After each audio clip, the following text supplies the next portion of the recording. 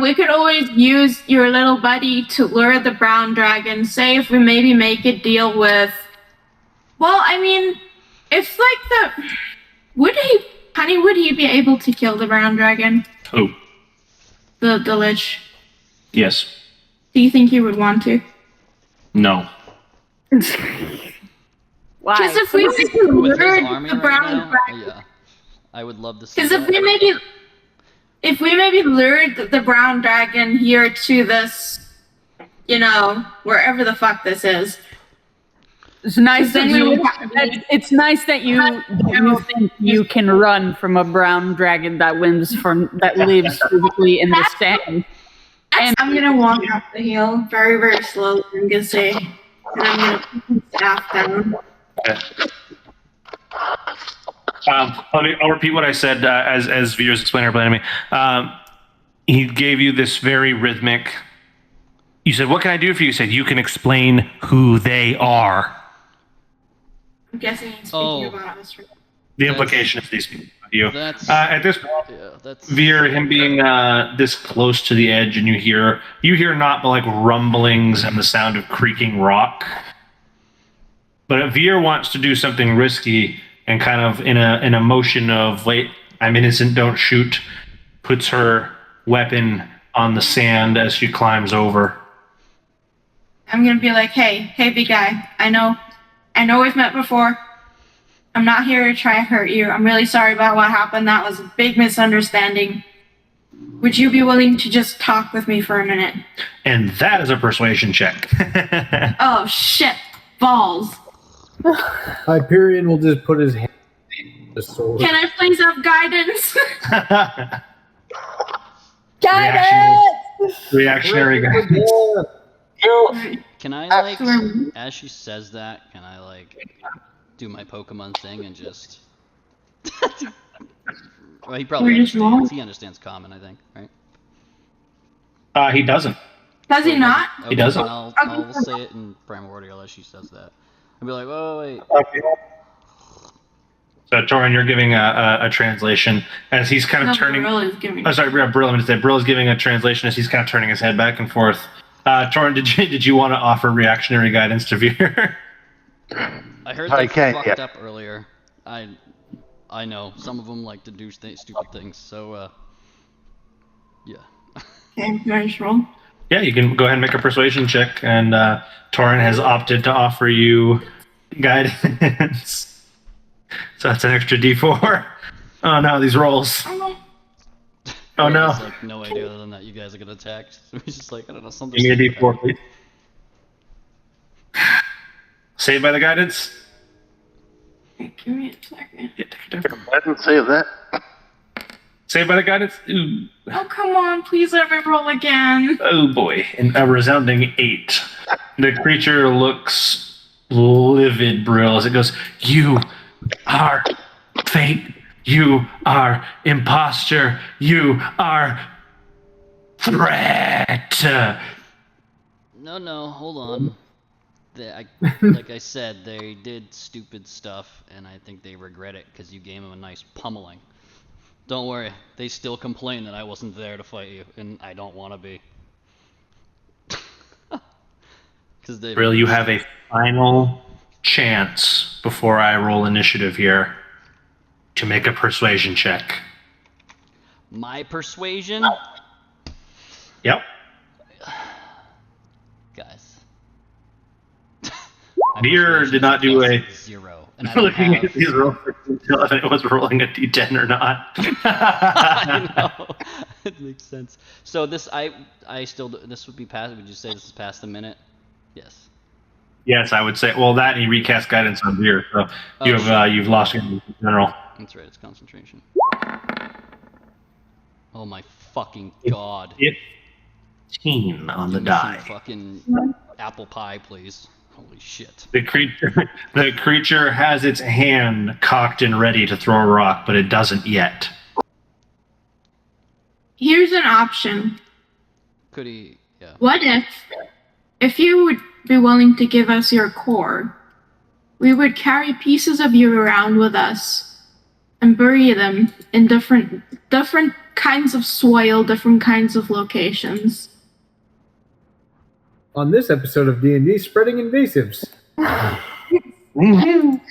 25. What the fuck? Again. Just terrifying. Go ahead and give me some damage. How much damage did your frostbite do? 1d6. Give me a d6 cold damage. Chilly. It's chilly in here. It's so cold in...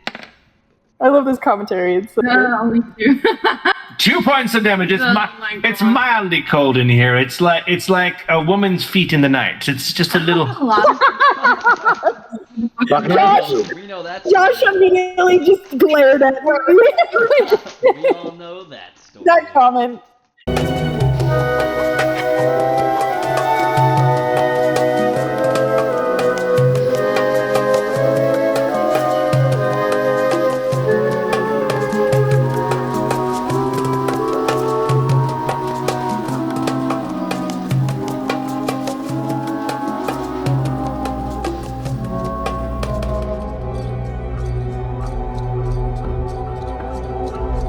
Remember when we almost accidentally mentioned that we have it, and he got like really excited and like, you know. You know what would have been a great bargaining chip right about now? I don't know. About a cool necklace that we found on a fucking dead mummy that you gave away for paper. We gave away a necklace. Oh, you're complaining at Brill. I mean, what if we just mention the amber and see what happens? We're over anyway, so I don't know. Well, Over here. theoretically, Hyperion has first dibs on speaking today, unless he laments those rights to Veer by the turn order. I'm definitely going to lament those rights to Veer. I will be honest, I am very combat focused at the moment, and that feels like a bad move. Yeah, that's a very bad move. That's a very, very bad move. And Veer You can has ask a him. weird habit of befriending enemies, so... You could ask him if you want to fight one of his skeletons. So. A duel, our tank versus their tank, whoever wins gets the good thing. I mean, I feel like that'd be a bad decision on your part. Because then he just send in his general and you would die. I was going to say, I pass it off to Veer. you could pull a Riddick and point at one of them. I want a piece of that guy. Riddick Oh my was awesome God. back in the day. As shitty as it was still awesome. So what do you guys think? Yes on the amber or nah? I mean, you can try and see if he wants it, but it's up to you. I don't. It's not great quality, but if you want to try, go for it. I want to make a, Yourself out, bitch. I don't know, perception or investigation on those big ball crystal things on each side of them. Well, I guess it depends what you're hoping to glean from them. Do they just look like giant glowing versions of the amber that we were finding? I mean, they're a bit more fanciful than that. They have these intricate black metal structures wrapped around them, and they're very well polished spheres, which are giving off a significant amount of ambient light. But the surface of them, underneath that polish, does look almost identical to the crystal you guys have. Okay, that's what I thought. I'm gonna guess those are what are doing certain things, like controlling these big fucks.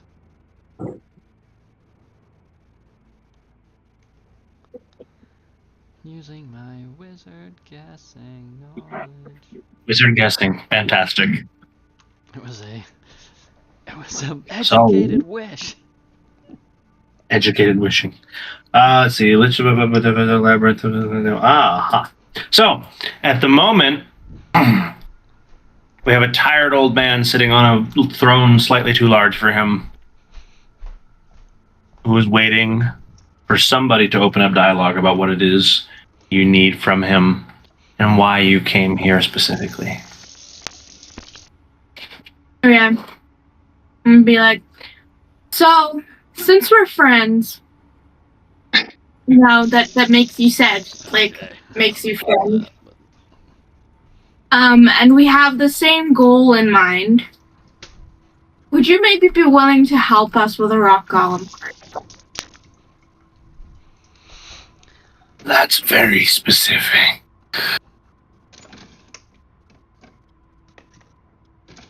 What help do you require, specifically? I don't have such a thing. Do you know where you could get one? most definitely. Well, there is a rock golem kind of like trolling the desert that we know of. You seek to kill said golem. Not really. You kind of just need the heart.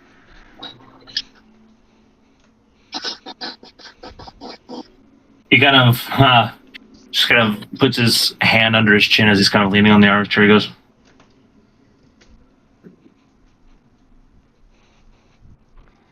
"How am I to help with this?" Well, I mean, we were wondering if you might have been the one that, created the golem in the first place. Not my specialty. Ah, okay. See, that's where we were mistaken. As you look around. But I know the conjurer who did. Or I did know. Hmm. I don't believe that he's still alive.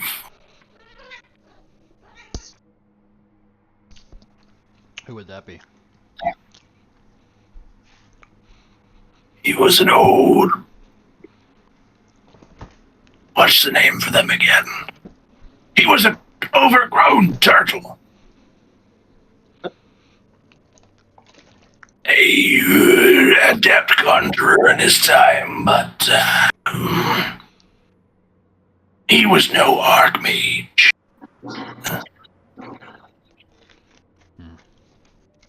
Do you know where we might have been able to find him where he's still alive?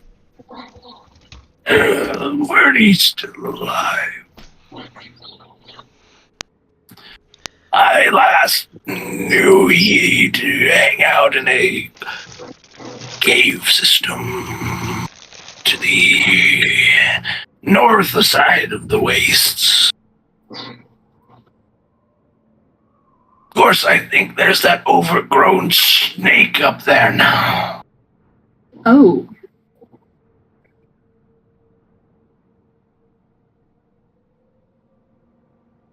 Just so we're clear, but he did or he's saying it? Did not understand that, Sean. What was that? Just so we're clear, in the same cave or same area. Not entirely certain.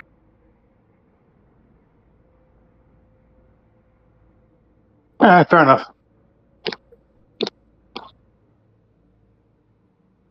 Okay. Above the table, do you guys still want to try to trade the armor with him, or do you want to keep it to talk to the rock golem?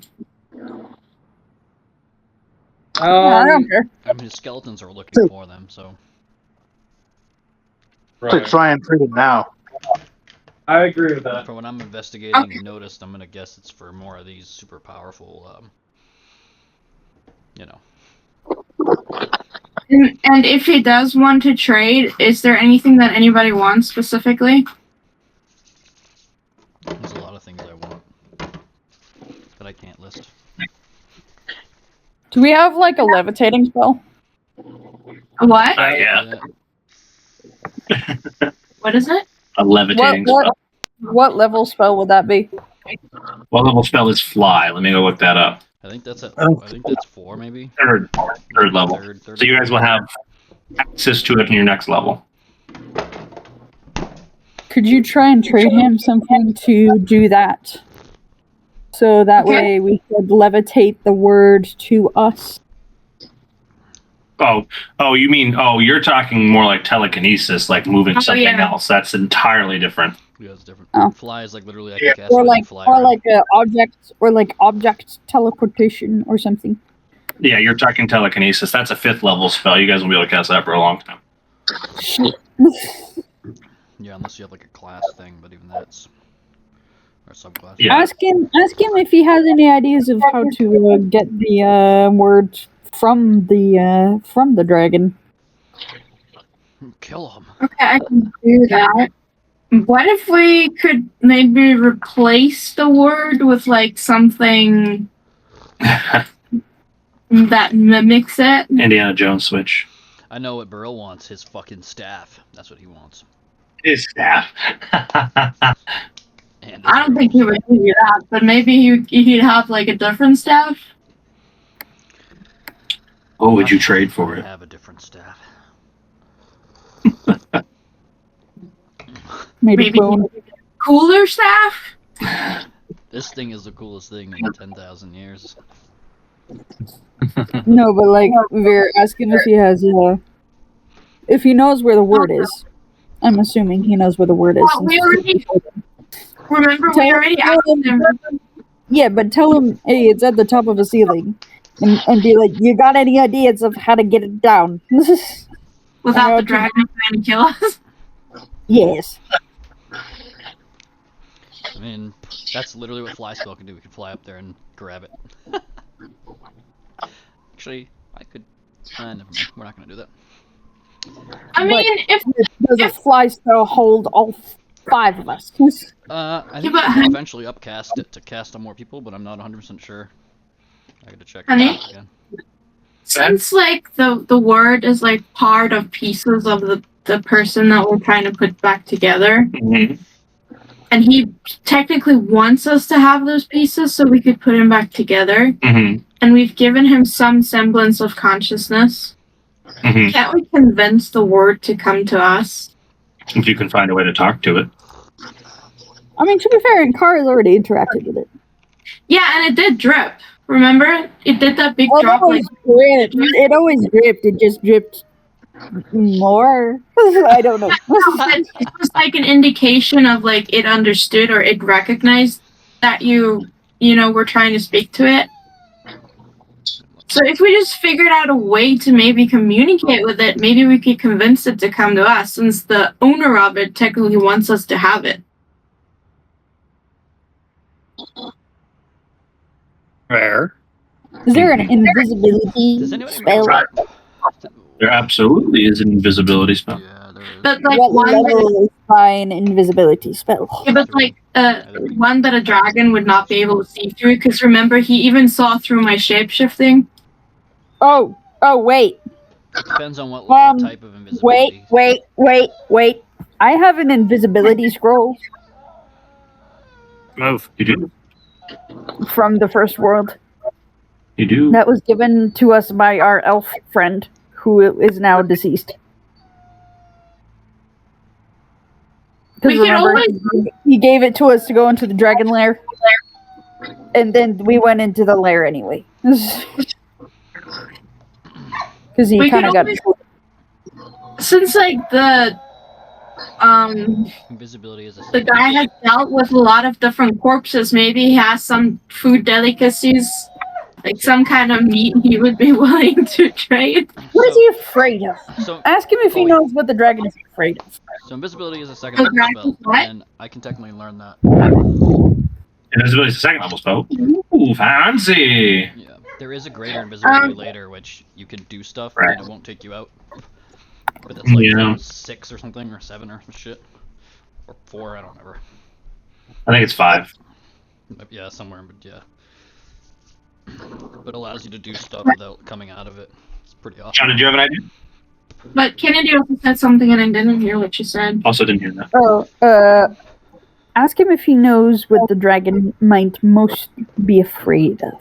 I mean, also we could. I can mention that. There's so many questions. I helped the skeletons get some of that amber, so I don't know if that's. We'll give them a +1. Could be. You know, because I helped with that a little bit. Could be. It would have taken them an extra hour or 10 before they got that. Or days. Yeah, exactly. Or days. So, I mean, we can mention that. Because he probably obviously noticed him coming through the portal with it.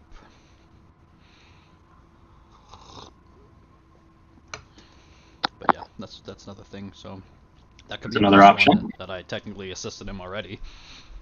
Could be.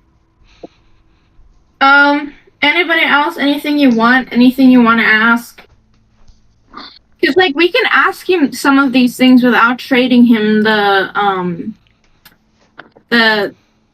crystal for, because he has been very helpful with information because he wants the same thing. So some of these things I can ask before I mention the amber. Who's making the question list?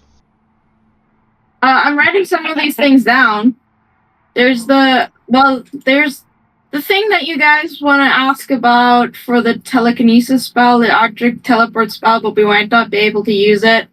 How to get the word down, invisibility spell, but you do have an invisibility scroll, and what the dragon might be afraid of. I forget, did we ask if there are more word-like things in the area? Yeah, we did, and He said it's the only one in that plane. Okay. Yeah, and the only one he knows of. Alright. Ooh, idea. Yeah. He can open dimensional portals. Yes. Can he open one above the cavern, like Yeah, right next to the word, and we could just reach through and grab it? I mean, When he started that thing, that I was like, wait, yeah, maybe. I think he has to see where he's opening things, or have been there. I'm gonna guess. We can always ask. Yeah, you can ask him, but that's just my guess with most things. That's more Okay, but teleporting. Yeah. Question: do you want to do that before or after we go and trade him like the golem heart and stuff like that? Because we could get some like rewards for doing that. And once we do it, we'll have pissed him off and get no more, chances with him. Let's see what he answers to these questions first before we decide. Okay, well, I don't want to bombard him with questions, so I guess let's choose what we were going with first.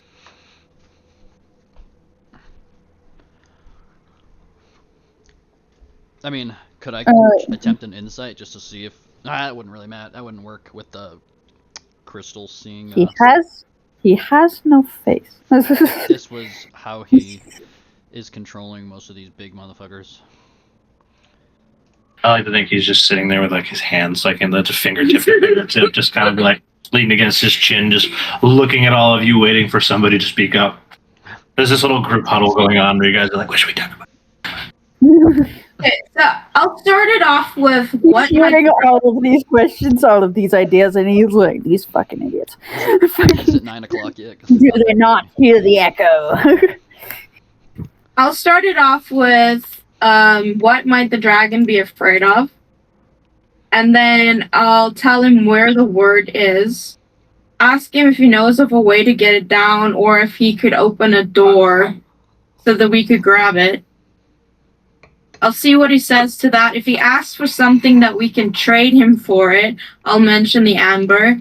If not, if he just mentions whether he can help us or not, or if he's willing to or not, then after that I'll mention the amber so that we can get an extra reward if we need it. Trying to milk this cow dry without pissing him off.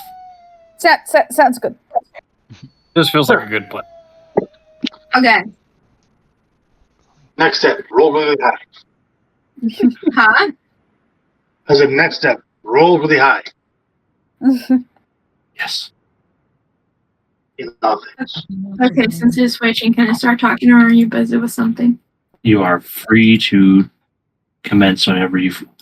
I have a question. Do you perhaps know what this snake or worm that we dislike so much might be most afraid of? She speaks of the brown dragon, not the worm. Yeah, Those are two different species there. I have several answers. Some more useful than others. Most metaphysical. I presume you seek a weakness. Yes. Fear is a poor weakness to exploit on a dragon. However, I had to guess this worm would fear usurpers, threats to his delicate control. Do you perhaps have any examples that we could, use? No greater enemy have a brown dragon than a blue. Oh. I have a good question. So even the suspicion thereof a rival on the surface may draw him from his lair for a considerable amount of time. And that would be a really good opportunity to get into his lair. Pardon me, dear. I apologize. Quick question, Your Almighty Dennis. I know you are very powerful, as I can see. Do you work with fossils by chance? What? Fossils? Or is that too old of a corpse for you to reanimate? Give or take. Elaborate on your question before I answer. Oh, okay. For instance, I know what you're talking about. Holy shit. there is a very, very large fossilized blue dragon that is actually partially where we ran into your subordinates that were mining in the caves underneath this dragon. It is very large. Unfortunately, we have only seen its larger front or back foot out of the grounds. But we were told that there is a very large fossilized blue dragon skeleton there. So, would that be something you would be able to work with? My answer will likely disappoint. Strictly speaking, fossils cannot be manipulated through normal necromantic magic. Oh.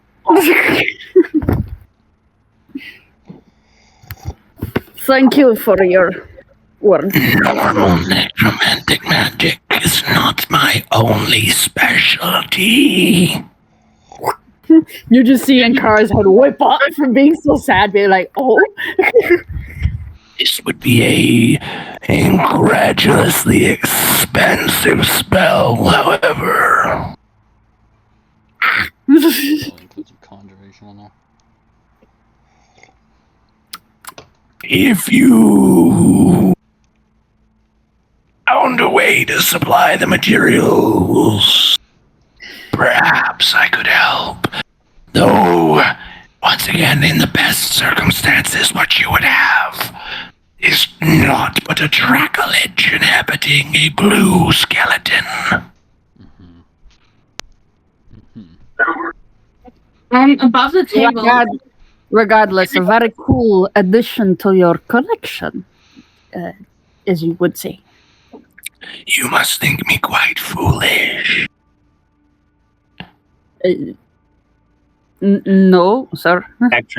Backtrack. Or such a thing. A worthwhile addition to my collection, the brown worm would not exist. Kennedy. Burl's just like, Forgive me, insolence. I apologize. Above the table, Kennedy. Yeah. How would you feel like admitting that you have the little munchkin with you? He's right there. I didn't have time to put him in the bag. Sorry. He is in view. Just showing, and it's in your pocket or not? No, he was out when you guys came through. Okay. So maybe No. Did you forget the scene of where not only did Torn throw me down a fucking waterfall like a dick? Oh yeah, good job. Brill pushed me and Loki through a door before I could rebag him. That's fair. That is fair. Yes, Okay, so I'm being abused. well, things We come could back always- around.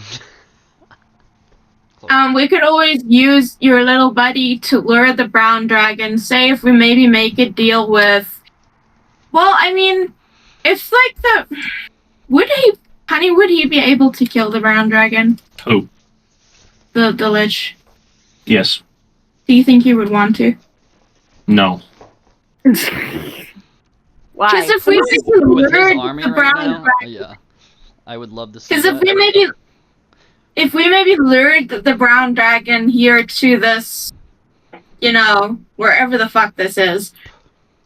It's nice that Then we you. would have- It's nice that you think you can run from a brown dragon that lives physically in the sand That's and the red point, desert. because we would have protection. Giants are fucking scary. They fight. We would have shit all the protection. time. That is It's an a thought. interesting idea. It's an interesting The idea. worm could actually could potentially attack the brown dragon. It doth exist. 'Tis a plan. The only part I don't like about this is you're using me as bait. Okay, fine. I mean, I feel like this is the safest place to lure the dragon to, because it's less likely that he'd be able to kill us. I think he'd be pretty preoccupied. But we would probably need to, convince the fucking lich about it first. I don't know how to do that, though. Shit, I gotta light up my pirate code candle. Fuck yeah. I'm how? Okay, well,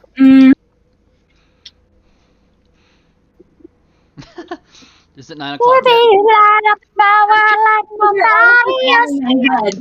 Because, if we'd have to send someone through a portal to go get the brown dragon and be like, hey, there's a blue dragon here. Right. And then some of us would have to sneak out, or we would all have to sneak out at the back and and go to his cave while he's being preoccupied here. It's mad science. Idea.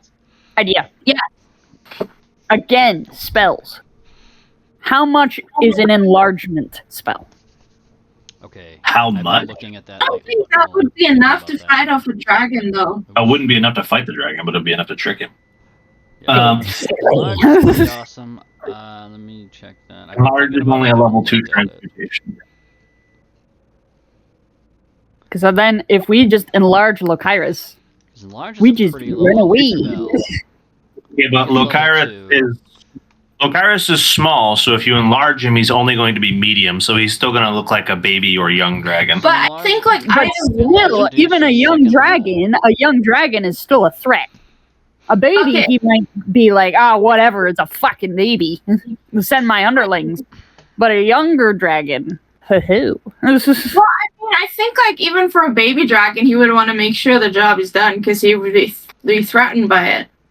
But And again, also question, the water that I got from the fountain, what effect would that have on Lucaris?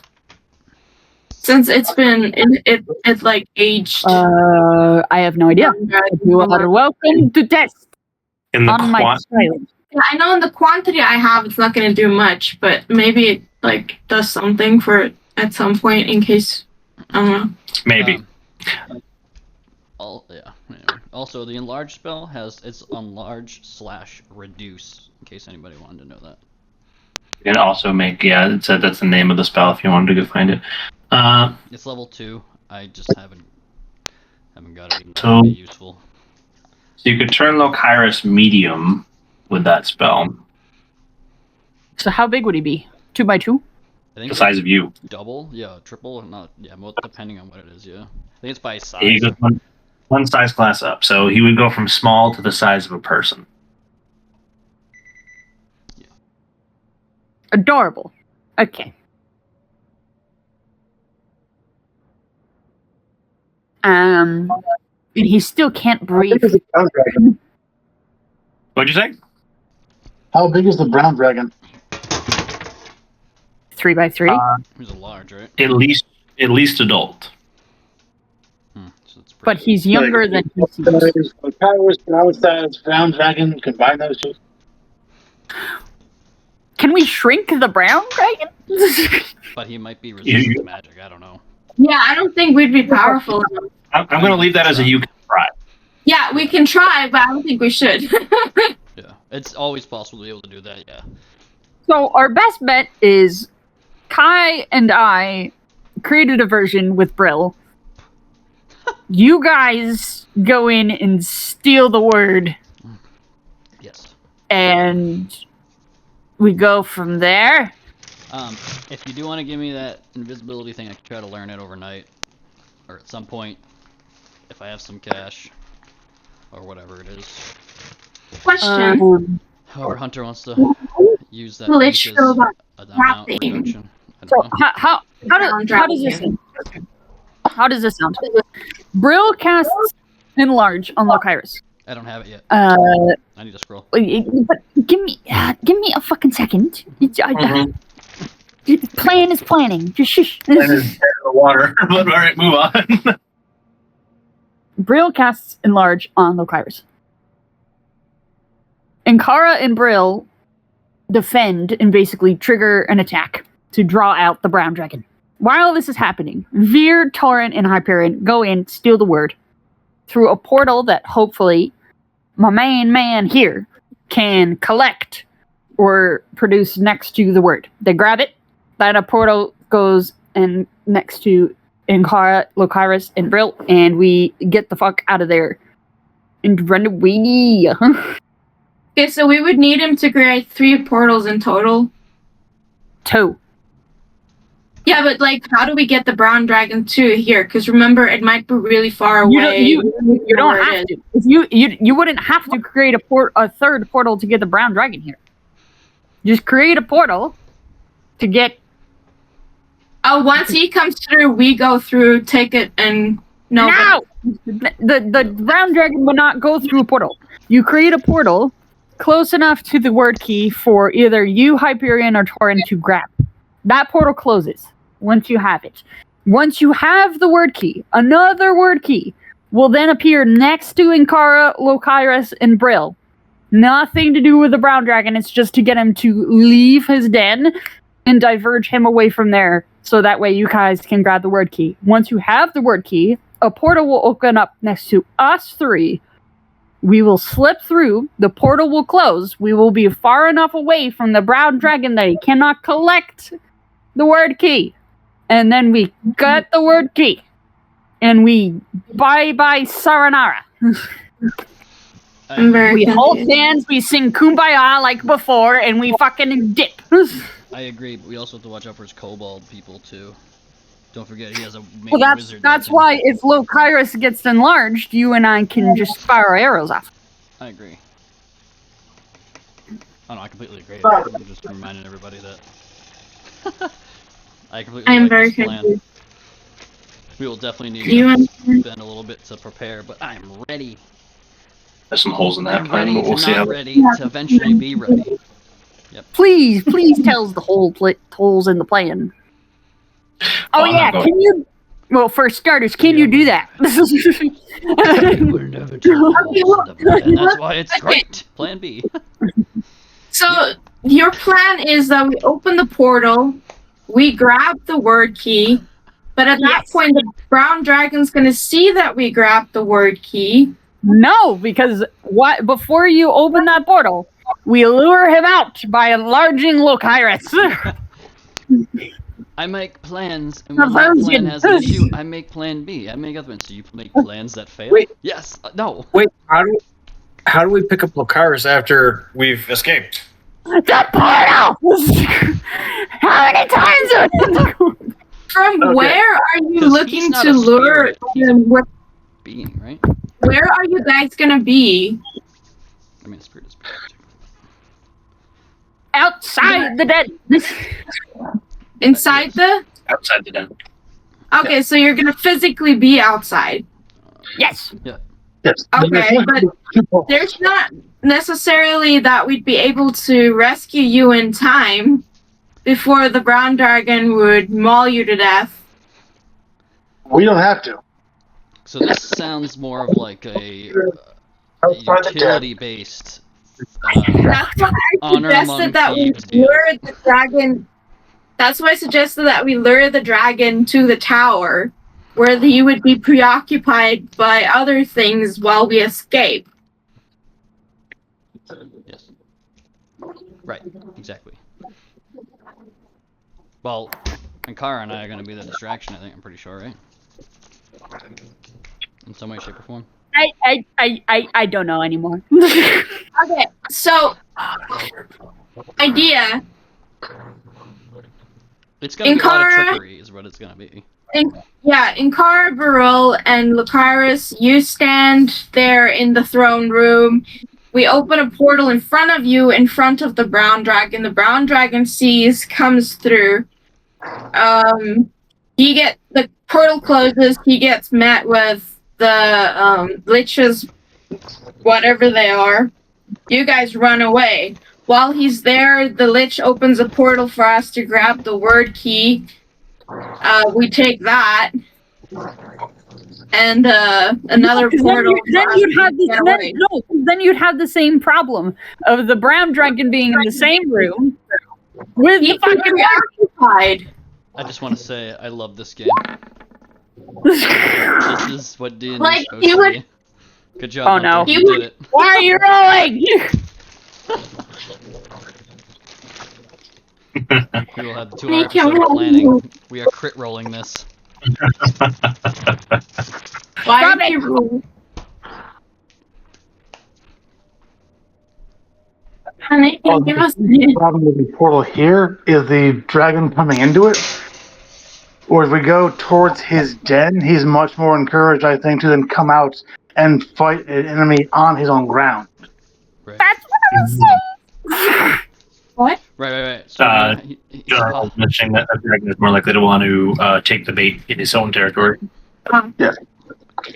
But defending his own territory is a bigger drive for him than going after through a portal dragon.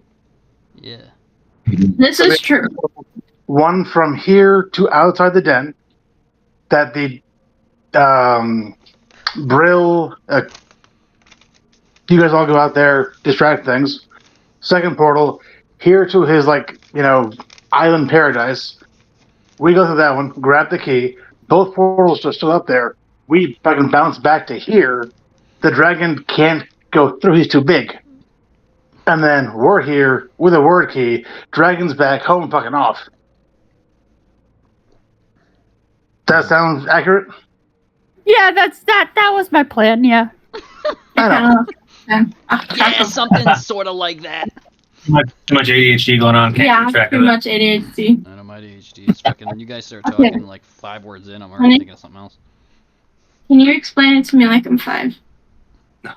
Please? What? She does not understand the plan. He doesn't, or we don't.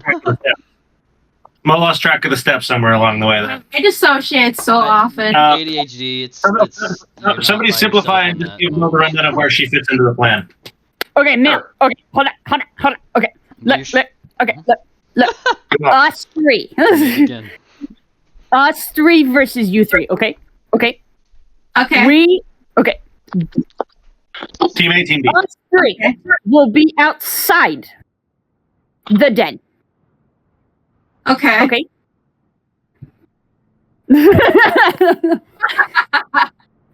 den. You guys, Team 10. you guys will wait for us So Team to Tower, Team 10. lure the brown dragon outside his den. Okay, When- we'd have to. Okay, you following? Yeah, Once we'd have to. the dragon is outside his den, you guys will teleport or portal in because this big guy over there can open portals. He will open a portal inside his island paradise where we originally saw the brown dragon. Okay. The portal will not close. You guys will grab the word key, go back through the portal, which will close. Once that is done, a portal will open for us to escape. And since the portal is too small for the brown dragon to go through, we can escape without the brown dragon. Is it too small? Thus allowing us to be here with the word key and not the dragon. Okay. But we would have to keep a portal open on your side so we can actually see when the dragon has come out, because there's no other way for us to communicate. True. That's fine, because when they get him out there, they will then leave via that same portal. Okay. Portals Can stay the open for a lich amount of open time, two portal yes. opens? But we have to know how much long Okay, that so- portal can stay open for. Guys, Hunter says the lich cannot open two portals at once. Yeah, he probably needs concentration to do it, yeah, or just not even, it probably just... That's totally fine, because once you see that the dragon is on his way out on our end, You close the portal, Close it. open the you other close the portal, you go in, you grab the key, the portal closes behind you, and the whole other one opens for us. Okay. We just have to hope that dragon doesn't fucking kill you in the time between grabbing and yeah, okay. Okay, can you explain that to the lich, please? I have a feeling he's hearing all of this. Okay. Yeah, so my role earlier was to see if he would get impatient. At this point, you can just see he's kind of bent over on his elbow. His fucking fist just leaning on his cheek, just listening to you guys talk to each other as you guys are making this little huddle plan. Oh no, there's no huddle about it. We're screaming at each other. So he's just leaning on this massive armchair. Every once in a while, he's just looking over at his main lieutenant there. He's like, "The fuck." These fucking morons. You just see a Carl just kind of lean forward, look at this general for a second, and be like, "You want in? You want bags. Do you want to decapitate some kobolds?" Who are you trying to talk to? This one. Do you want to join us? And she'll point at herself, Brill, and Luke Iris, and be like, Bro would totally mess with the undead to make a distraction. There's this fantastic moment where the skeleton is just looking directly through you. He has no facial expression, so you can't tell what he's thinking, but he's just looking straight at you. and Carl will look to the Master of Death and be like, "Is that something he would be interested in, sire?" It's fascinating how much agency you believe he has. Fair enough. What? Regardless, Fascinating how much agency you think he has. Regardless if he is undead, he is, to me and my people, we consider all things living, whether you are undead or otherwise. Therefore, I just wanted to have him be part of the conversation. I respect the dead and the dying.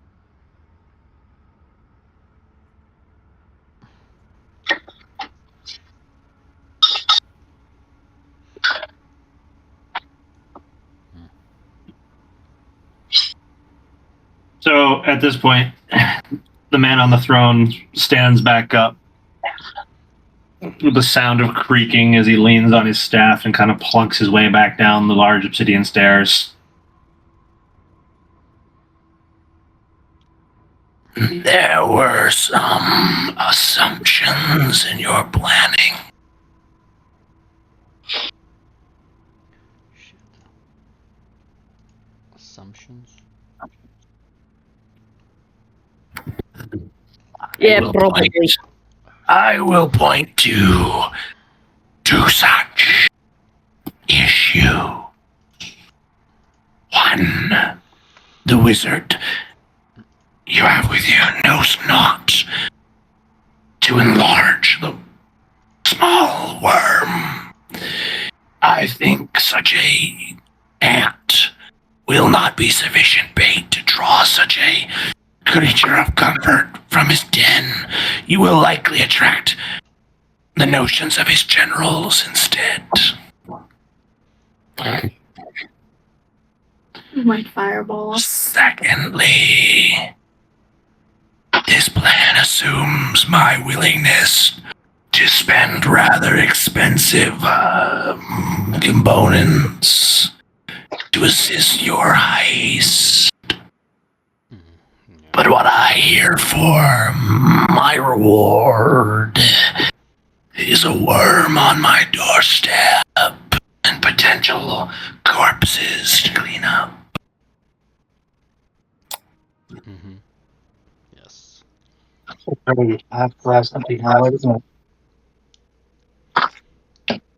The tradesmen say, what's in it for me? How about we help you trap the dragon and you get to keep him?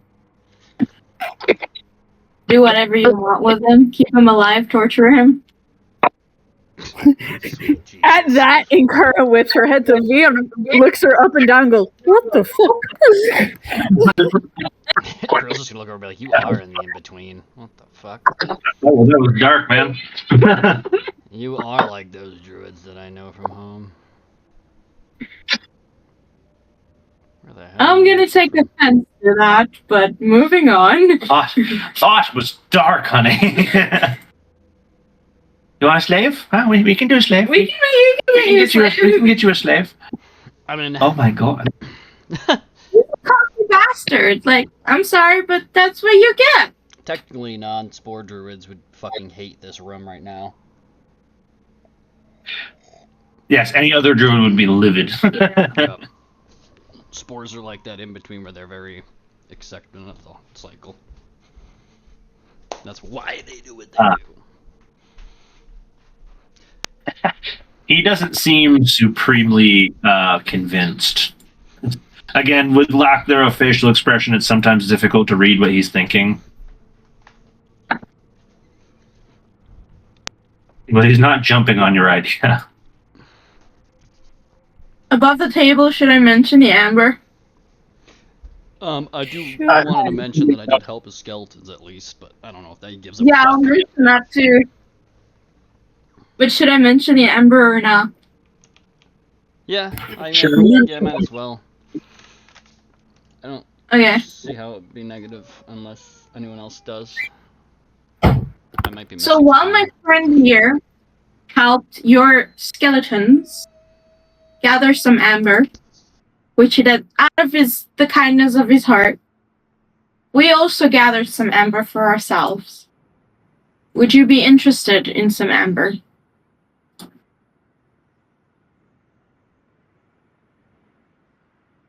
He's going to take another step towards you, Veer. And as he's walking up, he walks pretty much straight up to you, to the point where you can now get a very good look at what's left of his features. He's kind of in conversation distance from you.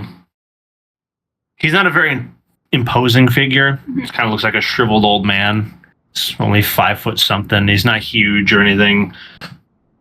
Staff is actually larger than him as you look at it. Show me. Yeah, I'm gonna gesture to Burrell and be like, "You want to show him?" Are you talking about the amber? Yeah. Stop whining, Chloe. His skeleton took it. I didn't take it from his skeleton. I helped him get it, and the skeleton showed it. No. And...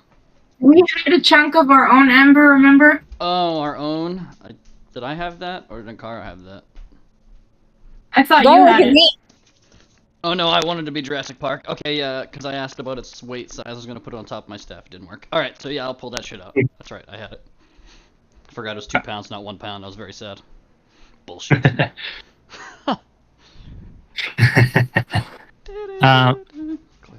You pull out the chunk of amber you've been carrying around. Not bad, not bad. Brill, did you ever mention to him the thing you wanted to say? I haven't heard you say it out loud. Is it implied that you wanted to mention this to him? No, I haven't yet. I did want to say, yeah, as I pull that out, I guess I'll add on that, I did help your skeletons.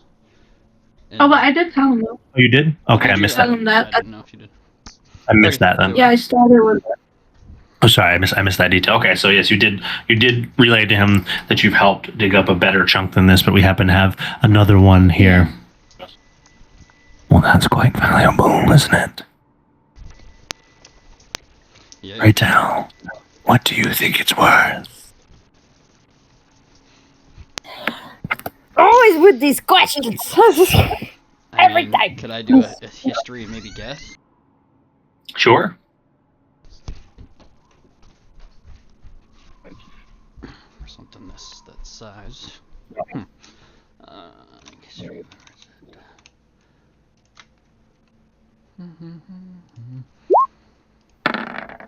Oh fuck, too bad it's not with advantage.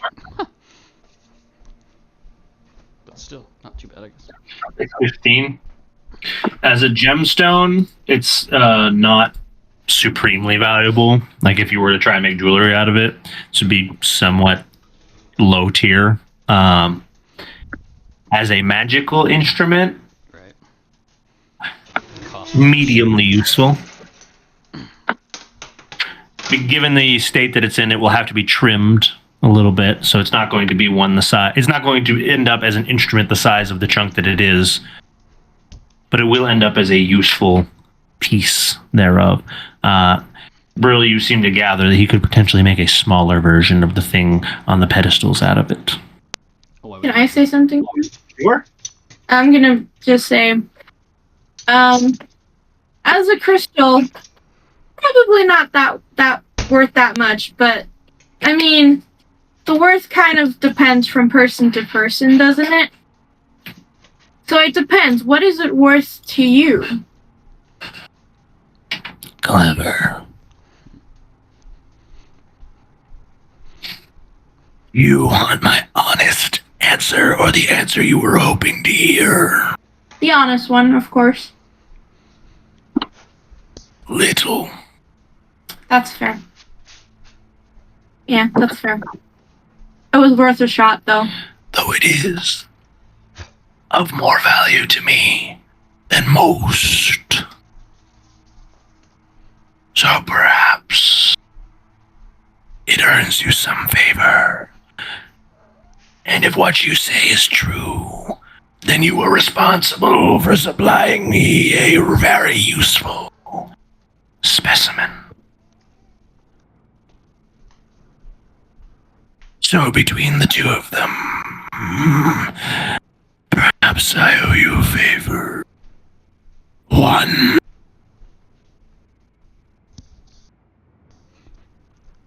Wait, so you expects us to capture the dragon ourselves, like, fully? I thought we were gonna teamwork this bitch. He says, perhaps I owe you a favor. One favor. But one favor is like one portal, and that might not be enough. One At favorite portals. Where did we? At this, he snaps his skeletal fingers, which make these like hollow clack. And Brill, you hear the shaking footsteps of the Minotaur skeleton behind you as it tries to reach for the amber. Oh, sweet Jesus. Okay. Here you go. You watch this thing implant the raw gem up inside of its chest cavity to keep it safe as it rejoins its spot in the procession. Y'all, we just made a deal with the devil. How you want to go about this? Well, the devil's even worse, but yeah. Yeah, right.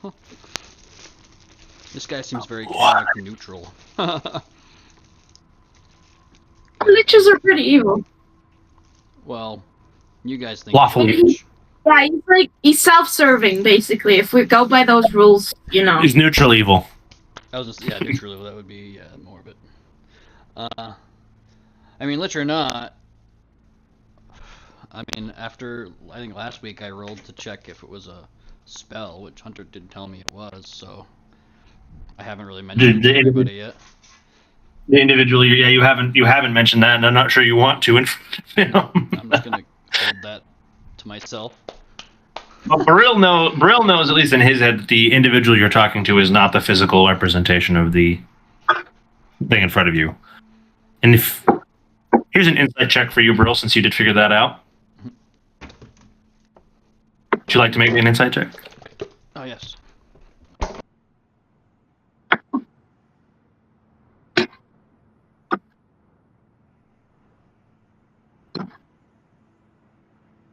Oh god, it is wisdom, that's right. I'm not even... Insight should be intelligence. It comes up. Yeah, why is it? wisdom.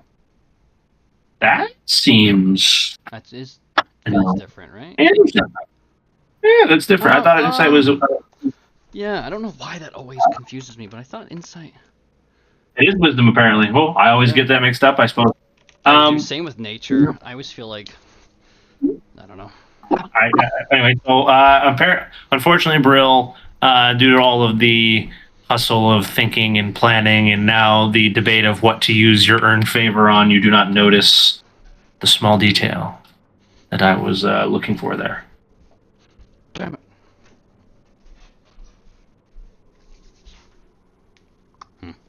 Hyperion, you've been very quiet in the background. Try not to get killed. The paladin. I was gonna say, death is here, and I do not make good decisions, so I have stayed silent. Would you like to say something? You've been awfully quiet. Would you like to be involved, Tora? To be fair, you've been involved in the discussion, but you have not talked with the man yet. If you would like to people. interject. Get in Yeah, there, the church is very uncomfortable. Try not to get us fucked. Like Is I it probably just Hyperion is staying relatively silent, partially because of the violent aptitude, but also with his holy indiction. He also just doesn't have anything nice to say, and he understands that that's not going to go well here. These are regarded as very evil beings to him, and he does not want to fuck up this negotiation. Oh yeah, definitely. Yep. And Torin, what are you thinking? I'm sure this creature is pretty antithetical to your god. Do you have any choice words? Only technically. But yeah, given that he wants us to reassemble this god or nothing, we're in a way the one doing him the favor. So, like, he wants what we're doing done as much as we do. He As a sure side does. note. He sure does. He did say that. But he also doesn't So give he a fuck. wants to like help us do this job better. That's, I would say, in his best interest too. Because like our plan was kind of a wing and prayer as far as we're gonna portal in, hope to corner this keyword, but the exact means to do so seems to be kind of like we're just gonna go there and it's gonna work out because reasons. Like 8 credits in that endeavor. That seems like it wouldn't be a bad thing for him. Now, are you speaking to him about this, or is this table talk that we're trying to convince everybody to work with here? He seems to be pretty okay with Veer. So I will mention that to Veer as a more discreet aside. I see. Some of that I did not hear. So- The sound doesn't So travel. Torrin is leaning over and whispering to you about trying to leverage the fact that it is in this individual's best interest that you guys succeed. So in a way, you are doing him a favor, and perhaps we can use that to leverage more from him than what he's offering at the moment. Okay. Like if he Okay. didn't need us, we're dead. What do you I was say? saying, if he didn't need us right now, we're all dead. Yeah, if he didn't already need you for something, you wouldn't be alive anymore. This is true. But I feel like I shouldn't poke at that. What, let's not open that wound. what was I was gonna it, say. Who was gonna talk? what was But it let's that, really- what was it that River wanted? What was she wrong for? She wanted something from this guy? Or She maybe didn't this tell guy? us what he owes her. She just told us that. It was him. Oh, what she owes him? No, but you Well, phrased she it to owed us him as because she said owes she got her. screwed over, right? And then Yeah, she you told kinda- us that. She did. She got. So she made a deal with him, got screwed over, and now owes him, but doesn't think she should. You told us that's that right. he owes her something. It goes both ways. That's why she got screwed over. But They made a deal. He fell through on his end of the deal, but she also didn't pay up. So yeah, but she sent us to collect what he owes her. yes, to clear up the deal. They both got screwed, So but she might- she's in a position of weakness because she can't force him to make his end of the deal. So she sent us to die. What a bitch. They made a deal. He didn't come through, but she didn't come through on her payment either. So now they both owe each other, and just try not to interact with one another. I bet you she has something that if we do complete it and get her shit, she can just like teleport or like send it to him. Like send to return to sender. Some shit. So, Torin has raised an interesting point that perhaps there is more leverage yet to be had here. Okay, I can try. Would you try? It is also worth noting that you guys have a discussion to have at this point, which is that you've been promised a favor. How you use that favor is up to you. If you would like to negotiate for more than said favor, that is now your opportunity to do. But you have been promised a favor. With the Minotaur now having the amber that you hand over to him, he's gonna kind of like staff clunk his way back to his chair. As he sits down, he sets the staff next to him as it just kind of hangs there next to him. So, how can I help?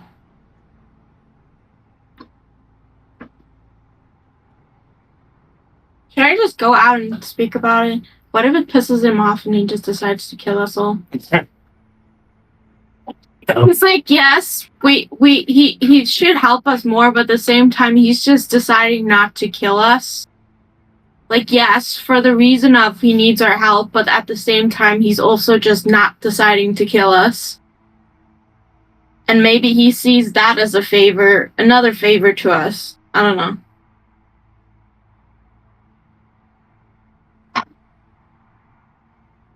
And I'm gonna say the wrong thing and get us all killed.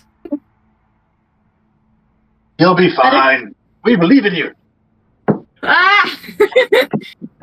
Okay. Let me think about my words. While Mo is thinking, does anybody else wish to speak about that or another topic?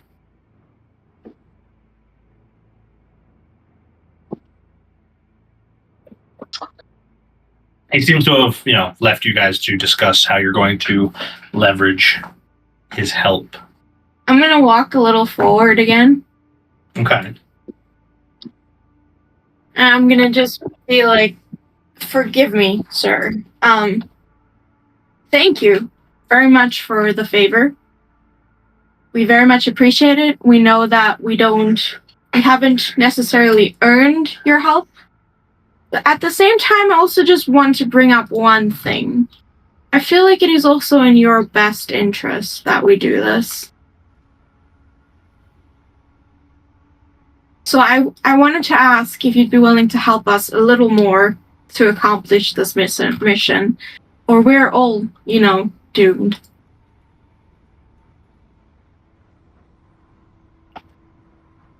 Fuck, he's gonna kill us. He's gonna kill us. He's gonna kill us. He sits up very slowly in his chair so you can lean forward.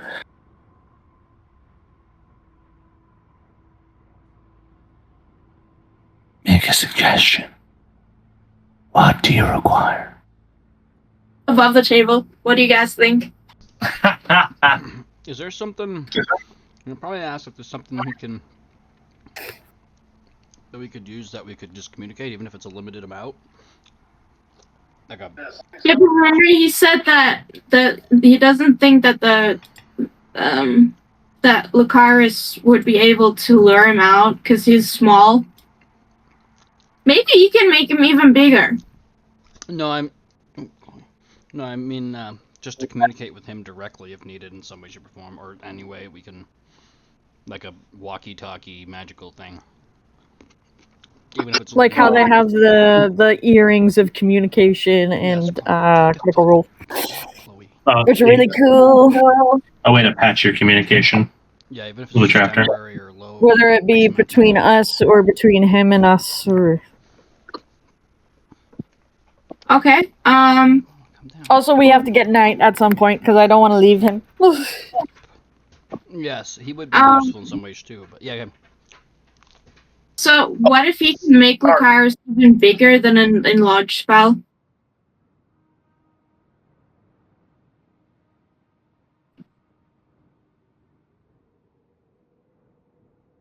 Interesting prospect.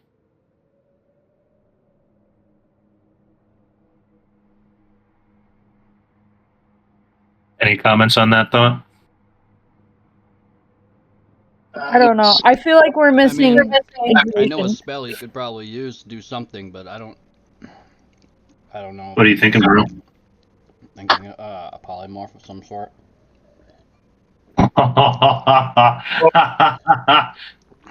Yeah. Yeah, you know exactly what I'm thinking. Hunter, please. What did you say there? I said, Hunter, please. We've been really good. I didn't say What- true what- polymorph yet. I didn't say polymorph. You're going to try and strong arm him into a true polymorph to turn somebody into an adult blue dragon. Ooh, can I do it? Well, It's strong. It's just, I do how I am the best. well, I am the best in this case. I wasn't gonna push true polymorph. I wanted to stay with just regular polymorph.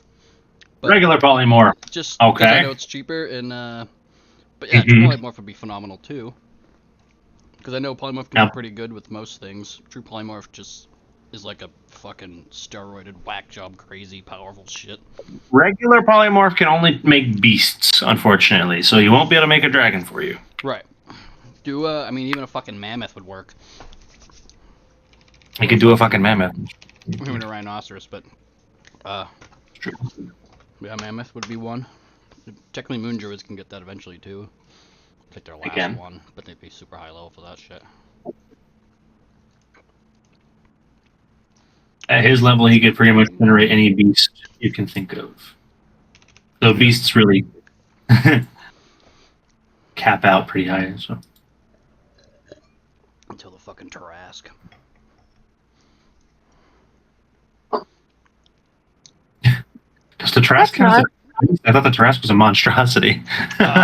It is. I think it's still considered technically a beast. They did try to change it. Laser Beast is higher than CR4, I think. Yeah, they're actually pretty strong, I think. But yeah, they're fucking cool. He could turn you into the Displacer Beast kitten. Wow. Oh no, Displacer Beast is actually only CR3, so you could. Okay. Yeah, you could become. But they're also monstrosities, not beasts, so Right. they don't qualify. We just get an Umber Hulk. I think that's a behemoth, though. Umber Hulk. Umbra Hulks, those fucking things. Do Sweet you- Jesus, that's Hunter, do you know- I know what Beast, you're it's talking like, about, but I think it's an insect. Yeah, it's like an insect thing, right? Yeah. Yeah, they're crazy cool looking. but Trying to they're, find out. considered monstrosities. That's not. What is it called? They can like control you and shit. Like a bullet? What is it called? Fucking. Oh, you're talking about What? the fucking underground thing? Yeah, the fucking big armored underground thing. A bullet. Bullets. The bullets. Bullet. This thingy. Yeah, Bullet. I fucking love those. Let's. And also, that's another monstrosity. Yeah, Aw. but they are one of the coolest looking. Can we get an creatures. owl bear? That feels like it'd be too high of a CR. I think that might be an option. I can eventually turn. An owlbear CR3. Yeah, you'll get there when you get CR3. Yeah, you can be polymorphed to owl. What's the Owlbear. strongest thing I can become? They Let me did check. change it. Originally, it was a. It wasn't considered a beast. It was considered an abomination, I think. Oh, considered a monstrosity in the new rules. Nope. Yeah, Owlbear's off the. my thing is a war ostrich. Oh man! They allowed it in BG3 for like the fun aspect, just because everybody loved Yeah. it. Doesn't technically fit. Druids still get it as an option, depending on the type Yeah. of druid you are. Yeah. Yeah. So no enlarging. You don't know yet. No one asked. Yeah, but I was asking them. Oh yeah. I don't know what anybody wants. I mean, we can do it. I don't have it. I have to get. For what it's worth, his enlarge reduce is going to be the same as Brill's. The Does spell it? doesn't scale. Yeah. Oh, sorry. But doesn't he have some kind of other ability to do it? No, not really. I mean, that's not. That's kind of the. There's kind of one thing that does that, and that's the thing. Can we sick a horde of baboons on them? If you could find a horde of baboons, I mean, you could turn into a baboon and or have what's your name turn Because into a baboon baboons and are beat the fucking shit out of them. stupid. A baboon with a giant maul, or whatever the fuck it would be. We use enlarge on a fucking baboon Go that fucking he King polymorphs. Kong on his ass. Hit him with a tray. I need caffeine. Like the old movie, he caffeine? fucking does, he tries to laser him and he grabs a tree and shoves it in his mouth. like regular tea, Yeah. black tea. Love it. I need to turn the I'll kettle. boil some kettle. I'll boil some kettle while you guys debate. I'm still hearing a low amount of input from Josh and Sean. They seem to be letting the argument transpire. We need to. Or we're gonna get killed. Sean, you have been the group's resident planner in history past. What are you thinking? Come on, go say, baby. We need his guards, I think, with the diversion team. What did he say? Honey? What'd you say? Divergency? His guards with the diversion team. Oh, So the ones that are going to be like, he's going towards you guys. You're very squishy because we all are. well that He has a big ass beard right there. that's kind of why I was hoping that we can get like a communication device if we're gonna be in separate spots. But I don't know if it's gonna be between planes or the same plane or what, or how that works. Like I don't even know if this tower is in the same plane than where we just were. The valid question. I want to try and turn Sean up a little bit. He's very cagey to hear. I want to get Sean. Run outside, baby. Come on. Okay. Go back. Yeah, I was saying if we can get his guards, it would be good. If you had any advice on getting the actual ward itself, or a way to get us, close to the word in the room. Guards or advice on getting closer to the word. And Okay. he wants us to kidnap Do you- the fucking dragon. And Thanks to Mo's dumb. you guys, so Sean, do you want to ask him that directly, or are you just going to propose that to the people who are still in battle? I'm trying to actually not talk to this evil bastard myself because he is against my entire god, pretty much. He is not beautiful or faithful or any of that shit. So I will broach that to Burrell and Conrad Beers. We need these things too, guys. These are other things that the plan requires to succeed. Yes, but stuff somehow we're we getting need rid of? to lure him out of the cave, and we need to grab the word. That's a great question though from Torin. Those are all great questions. What was the question? Actually, an idea. Because they kind of trust us right now, we have Karis go further away and go, oh, look, it's a giant dragon very far away. They come out, they see that because they wouldn't know each other's like small but closer. Oh, I see.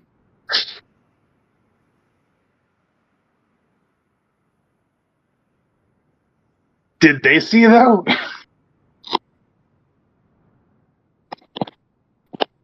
So you're talking about trying to use him as bait alone from afar. Functionally, yes.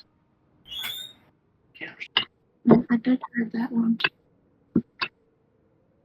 And also, he Interesting. couldn't be that far away because he actually is so small. He couldn't be that far away. But like, Unless he we looking further away, the way he's right nearby it. If things go very, very sideways, but have him come out, have your team go up and be like, "Hey guys, we're here. We have some news. By the way, look at Blue Dragon." Should we go with the rock golem heart or something?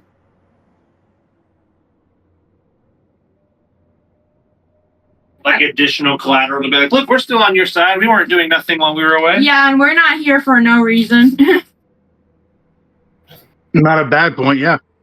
So we go get the rock golem heart and then do this plan. Yeah. I'm game for that. Should we get like the ask what Kennedy said earlier, the communication stuff? Should we get that first? If he has Or it, sure. Or is that Brill- going to eat up too much of the... Brill also has the spyglass on the side of the wall from earlier. That's got- some strange I was looking for. Do you remember? This was before Veer joined us.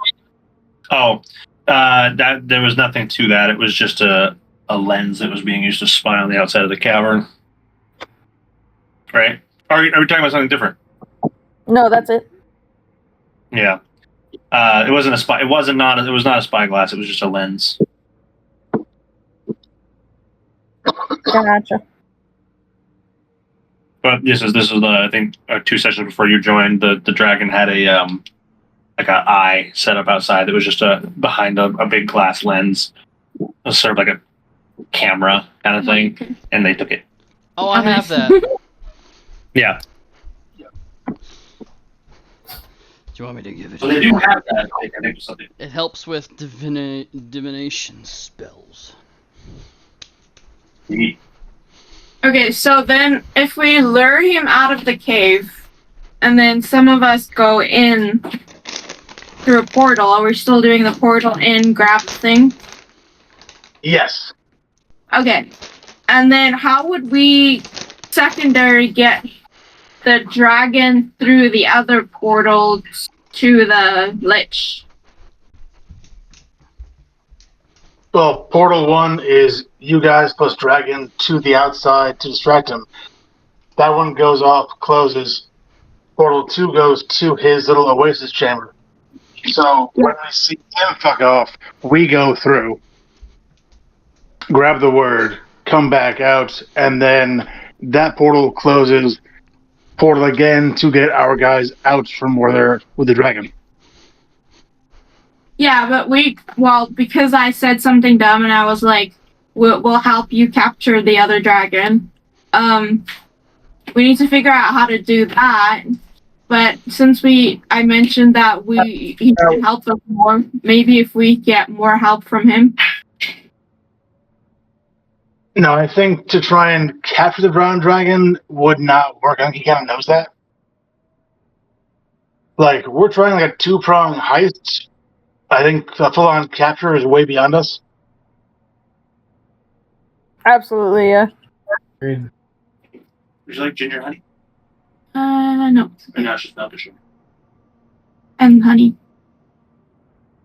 But the only reason he agreed to help us is because I said that we would help him capture the brown dragon. He also always Not necessarily. He did not confirm that at all. Didn't he say a useful specimen? He was intrigued by the idea, but he owes you a favor for the amber anyway. Okay, it's. I thought he gave it for both. I thought he. Okay. Okay, so I'm gonna relay the plan to the Lich, and then I'm gonna ask him for like a communication device or something, whatever form it comes in, so we can communicate with each other and with him, so we can keep the plan on track. Yeah. Okay.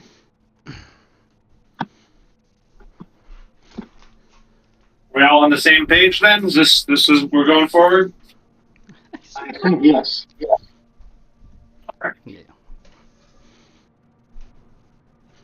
Sure. Yep. Hyperion, as you have been quiet this entire time, you are also part of this plan? Do you have any additions to this plan? Yep. Sorry, no additions to it, but No additions to this plan. I fully support it though. Okay. So be it then.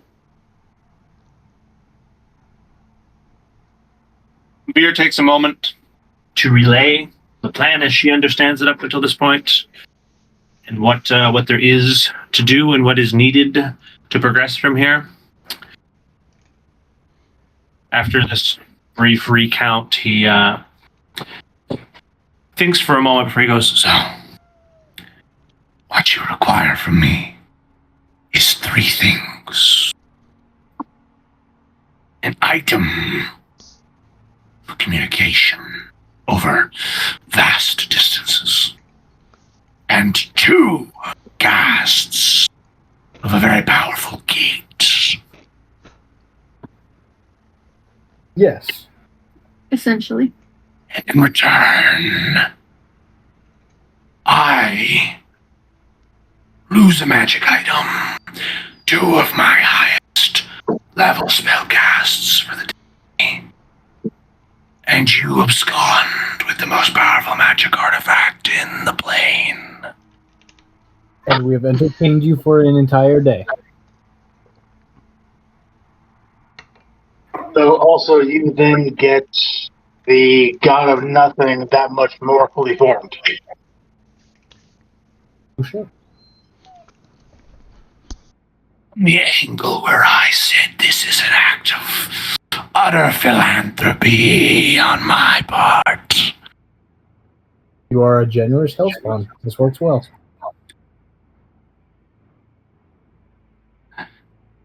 for as much as his skull is capable of showing emotion, Hyperion, you get like a sort of eyebrow raise to that comment. Hellspawn. He held it in as long as he could. Now that's interesting. And it gives me an idea. Okay. What have you done? Fucking me? So, Over. Good job. The only part of that I understood was good job and sarcasm, which is very much the most important. should we say GG now or later? He gets up from his chair and sort of stretches a little bit. I hate you. I couldn't stay silent forever. What? You're literally wearing demon armor! He walks up to you with this aura that is sort of like paralyzing. It's just this, oh shit, what is he going to do? When he gets within reach of you, he lifts up his hand that is not holding the staff and he drags one of his bony fingers through the air and it leaves this black tear. He reaches into that tear and removes 2 small, smooth stones with runes carved into them. He nods his head downward as if to ask for your hands. Okay, I'll give him my hands. Oh, you feel the ice-cold bones brush against your hands, leaving a uncomfortable tingle as he leaves these 2 stones in your hand. Trivial to create. Do you know what these are? I do not. He points kind of nonchalantly toward Brule. He does. This solves your communication problem. Part 2. The gate. This I can do. The buyer behind you. When you're ready, give me the word, and it will become a portal to where you seek to go. I see a third favor that you require, as you've yet to solve this conundrum. Your little blue worm is of no consequence to the great brown worm. How do you seek to solve that problem? Else, you won't be met with the master, you'll be met with pawns. Pawns of power greater than your own, but pawns nonetheless. What's the solution? And Kara will raise her paw and basically tell the Master of Darkness. I advise that we collect this heart of the rock golems, give it to the brown dragon, and then ask for the scroll of enlargement in return for his favor. He did just call the dragon the master. He went back on his own words. I'm still not dumb. What a slip. You caught me in my own slip. God damn it. I'm just happy I said one sentence to progress the story. You did say one sentence to progress the story, and we're getting to that shortly. And Kara, sorry, can we rewind a minute there? I got distracted by Torin pointing out my fuck up. What did you... Basically, I told him, basically explained since he gave us a reward the first time for giving him something on his list. The plan was to collect the heart of the rock golem, give it to the brown dragon, so that way we can get an enchantment for enlargement from the brown dragon. That's solving our dragon issue. Interesting. Using his own horde against him. I will not. Prove. Hey, you got approval from Dark Daddy. Dark Daddy. I don't know. No. I can fix him. No. I don't know that I like the term Dark Daddy. I can fix him, sweet Jesus. I can fix him. No, Hunter, this is a throwback for you, Bone Daddy. Oh no, Bone Daddy, no! He knows what I speak! I have a shirt that actually says that. It's Nightmare Before Christmas. Yep. I've had that. Ours is not from that. Ours is from the anime. Oh, so it's not as cool. What is it called? Oh, fucking. I know I know what you're talking about. I can't remember the name off the top of my head either. It's got the Wendigo guy in It's it. the Wendigo guy. Yeah, I can't remember it off the top of my head. Yeah. I want to remember though, because I want to watch that with Mo. It's heartbreaking. That's such a good. Crunchyroll, come to me. I'm still paying for Crunchyroll. We need to start watching shit on that. Okay. I'm googling this right now. Veer. I have a shirt for this. I made you the shirt for that. In a moment. Here, let's. Oh, you got some cheese. Nice. Well, in a continuation, with the stones in Veer's possession and the gate promises made, Inkara, he approves of your your group's idea of using the Master's Horde against him to acquire an enlarged spell. Veer, this is a particularly egregious thing for you. As the creature walks forward, getting closer to you, and you're wondering, like, okay, is he gonna like run into me? A chill which runs to your very bones passes through you as he walks through you. Oh my god. Or in every fiber of your holy being feels wrong as he continues walking in a straight line until he passes through you. Oh, I would definitely dodge. And you step out of the way. Like, no, thank you. He does the same. He does the same thing as he passes through Hyperion. Hyperion will remark, I need to wash. Hyperion He's gonna As sense he- the demons. passes through you.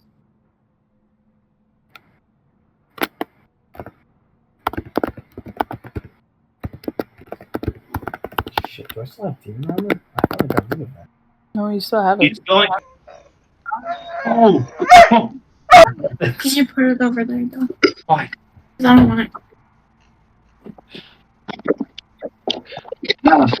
Hyperion, as he passes through you and out the other side, he has hoisted in the air by a skeletal hand, flailing angrily, an enormous muscular figure with red skin. Oh shit! Not one of my fucking demons! Wait, what? Give it back! You have any idea? Say that again? Wait.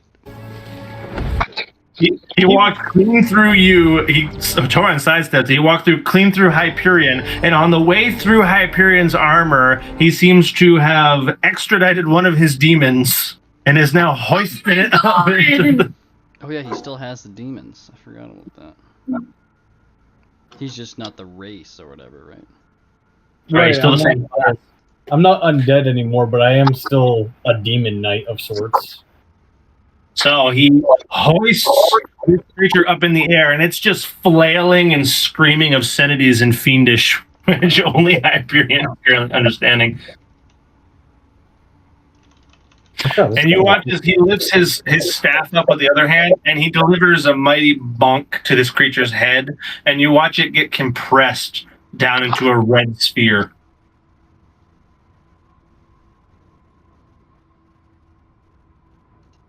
He turns around to you, Hyperion, and he goes, My idea manifests. Good job, he took your demon. What the Well, I fuck is got happening? lots, but he took one of them. You So what had to insult him. Well, it's got a cambium trapped in it, so do with that what you will. I don't know. What just happened? He yoinked out one of Hyperion's armor demons, I know that. shrunk it into a sphere, and handed it to Hyperion. That's what just happened. Okay, but why did he do that? Because Hyperion called him a hellspawn, and then he took a closer look at Hyperion and got interested. Oh, so he just did it for fun. It's not going to help. It might help you. You have a cambion and a Pokeball now. Oh, okay. Can Hyperion ask the master what he can do? Yeah, actually, hang on. Hyperion will look down at the red sphere he has now. The red dinner plate, if you will. Look back at the master, the Lord of Liches, and he'll just ask, What did you do?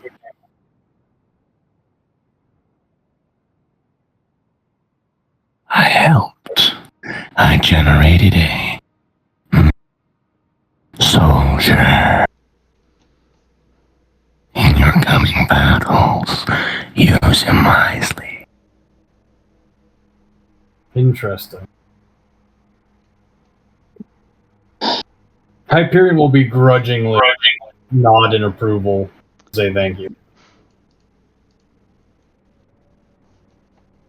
before taking a step back to stand next to Torin. Who is intentionally taking a step away from the creature. Oh yeah. Torin, are you feeling any more or less adverse to him after watching that happen?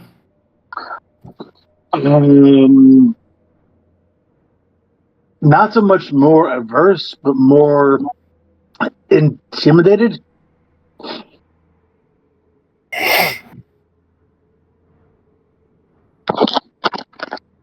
Fair enough. I'm gonna take a 5 or 6. You just bonked the demon and stuffed it in a Pokeball. Brill, would you make an Arcana check for me again as the resident wizard who recognizes most spells? Yeah. It's empty, but yeah. Fuck yes. 21. My favorite number. 21. 21. Okay. So, why can't I not spell? Please. Please. Fuck. All right. Hunter, do I lose power now because I no longer have a demon? Or have You do not. As we discussed the last time somebody attempted to do something like this from you, it just makes the ones that are still there each gain a little bit more of the percentage of control. Gotcha. It had been a moment I'd forgotten. Thank you. Let's see here. Bard, cleric, druid, scholar, warlock. Oh, yeah, okay. So actually, technically, this could be on a cleric spell list too. So if you would like to, Torin, if you would like to Arcana check to recognize the spell, you can try to. Sure.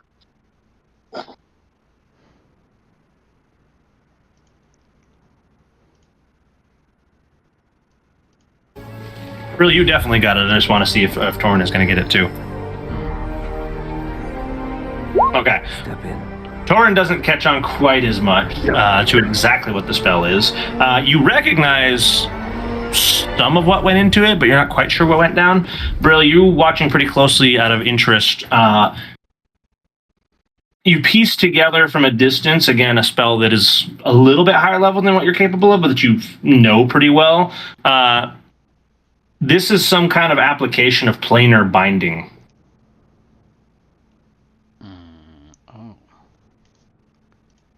How he cast it without consuming a spell component and how he mutated it to sort of Pokeball the creature are the things you don't know, but you recognize the type of magic he cast and piece it back together. Okay. You suspect his staff might be responsible for the lack of material component. As we were talking about maybe doing for me. Phenomenal. Okay. Would a ninja his staff? I'm not, and I feel like I'm surviving.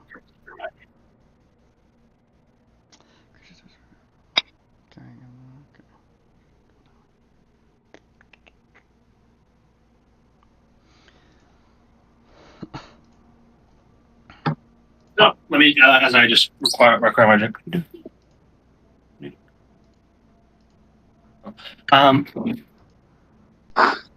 And going to rotate back to the top of the turn of Hyperion. You have had your little interaction there. Veer, as we rotate back to you in the top of the turn, second of the turn order, I should say, you're left holding a couple of smooth runic stones, of which he claims Brill will recognize as an item. Well, first above the table, how are we gonna handle the rock golem though?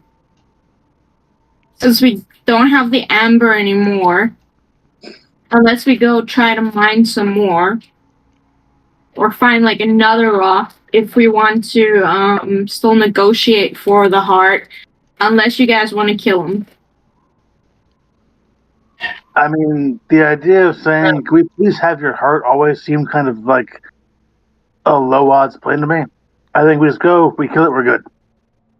Okay, That's my idea. fair. Okay. The plan is to murder. The plan is murder. My favorite plan. I mean, we could ask him first and be like, okay, no, just smack the shit out of him. We can ask him, sure.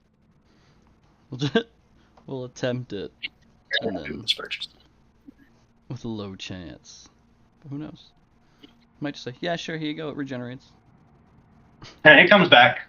Just picks up some sand, crushes it into a crushes it into a ball, and just shoves it back in, and it like reactivates. Don't be such a baby. Hearts grow back. No, they don't. I'm gonna thank the Lich for the stones, and then turn to what? I would say, as you start talking to him, Veer, Hyperion, it's up to you how you want to react to this, but he's going to start walking towards you again. Oh God. Hyperion will look him dead in the eyes and stand his ground. Hyperion, you feel as if your armor is made of pure ice for a moment as he once again passes clean through you. And Veer, he gives you a solid nod to your comment of thank as he once again, without changing his course, walks clean through you, giving you that feeling of like bone chill. Oh God. I'll get over it. He walks back up to his chair and he sits back down. I'm gonna wait until we're out before I ask Pearl how it works. Yeah, The rocks. good idea. 'Cause I won't. Oh. The stones he gave you. As he sits back down, he goes, Well, where would you like to go first? To the area of the rock golem, but not right by the rock golem, so that we could sneak up on it. So close enough that we can walk there quickly, but like An intraplanar gate. It is then to the red wastes. so he's not on our plane. intraplanar means within the same plane. Oh.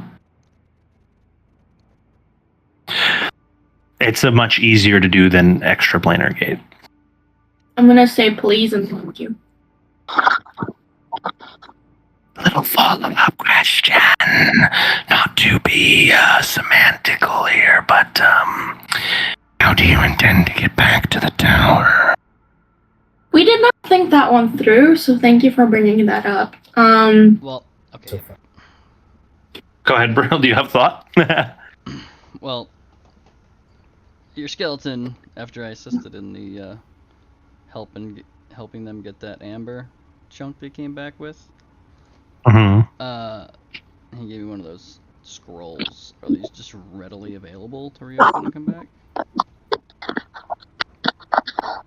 Not readily available is a bit of a misnomer. I figured. Each takes my mages a week to craft. Jesus. No shit. We don't have time for that. I mean, he'll have some in spare, but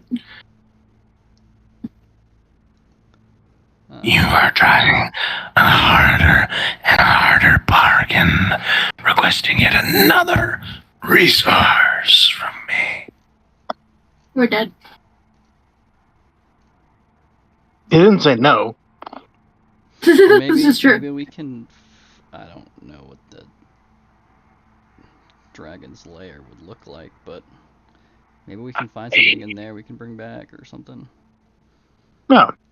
What do you believe to be worth my while? I'm not sure dragons like to hoard things. Are we gonna have time to snoop around and find stuff? I am I definitely don't think we're stupid in gonna have some way, time. shape, or form. I don't think we're gonna have time. How long do you think Lokiris can keep the dragon busy?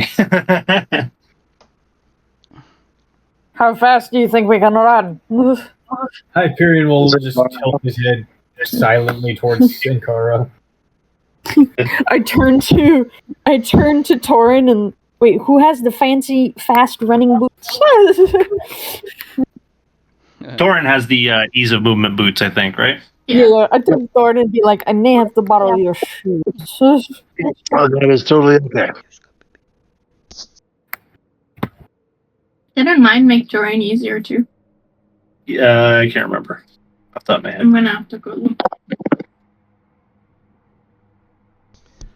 I mean, shit, I don't have... What else could I have done? I mean, I don't have... Let me see. There was some cool shit I wish I had. So it doesn't. It seems what you can all gather from this is that he's not unwilling to give you another scroll, but you need to make it worth his while. Right.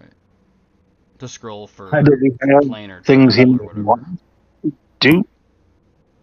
Oh, is that Dorn? You cut out a little bit. I mean, does he have things he might want we could do for him, like things in mind? I mean, his wants are probably above our minds to grasp it all. So, Yeah. Do such things that you could perhaps supply. What does First and foremost, the easiest deal we can strike, a bargain. I can be a scholar of commerce, if you will. Return to me the gold value of the scroll, and we're even. Oh shit, what's the gold value for that thing? Say, wait a second. How much gold do I have? Wait, which kind of scroll were you looking for? He's saying you can return to him the gold value of the scroll that it takes to teleport back to his tower. Okay, so any of the okay. Or basically, if you return to him the amount of money it cost him to make the scroll, he'll call you even. Secondly, Otherwise, if your funds are tight, Would it be possible to put that scroll connection to my staff? So there is travel? shall we say, there is a mission I could ask of you. It depends how much the thing costs. If you would rather do the mission. So how about the quick I question? swear to God. I swear to God. It's just your compatriot group confer. Are you monetarily motivated? Or will you be running a short errand on your way out for me? It depends. How much does the scroll cost? Each charge of the portal consumes the equivalent time and materials of 1,500 gold pieces. Okay, errand it is. What errand would you like for us to do for you? Are we all on the same page as we're doing the errand instead of trying to pay him off? I mean, I do have one platinum piece, but I don't know how much the platinum is worth. I don't need That is that much. a platinum is 10 gold pieces. Oh, I do have.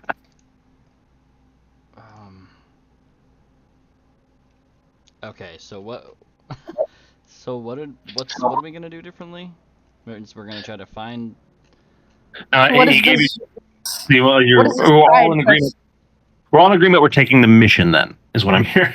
How many scrolls is he going to give us? Only one? What? How many scrolls? One. Yeah, just. He's offering you a single scroll. For what? He hasn't said yet. He's waiting for you guys to decide if you'd rather pay or do the mission. Yeah, but what is the scroll for? He hasn't told you yet. The scroll is to get back to the tower because Kennedy, once he sends you away, you can't come back here.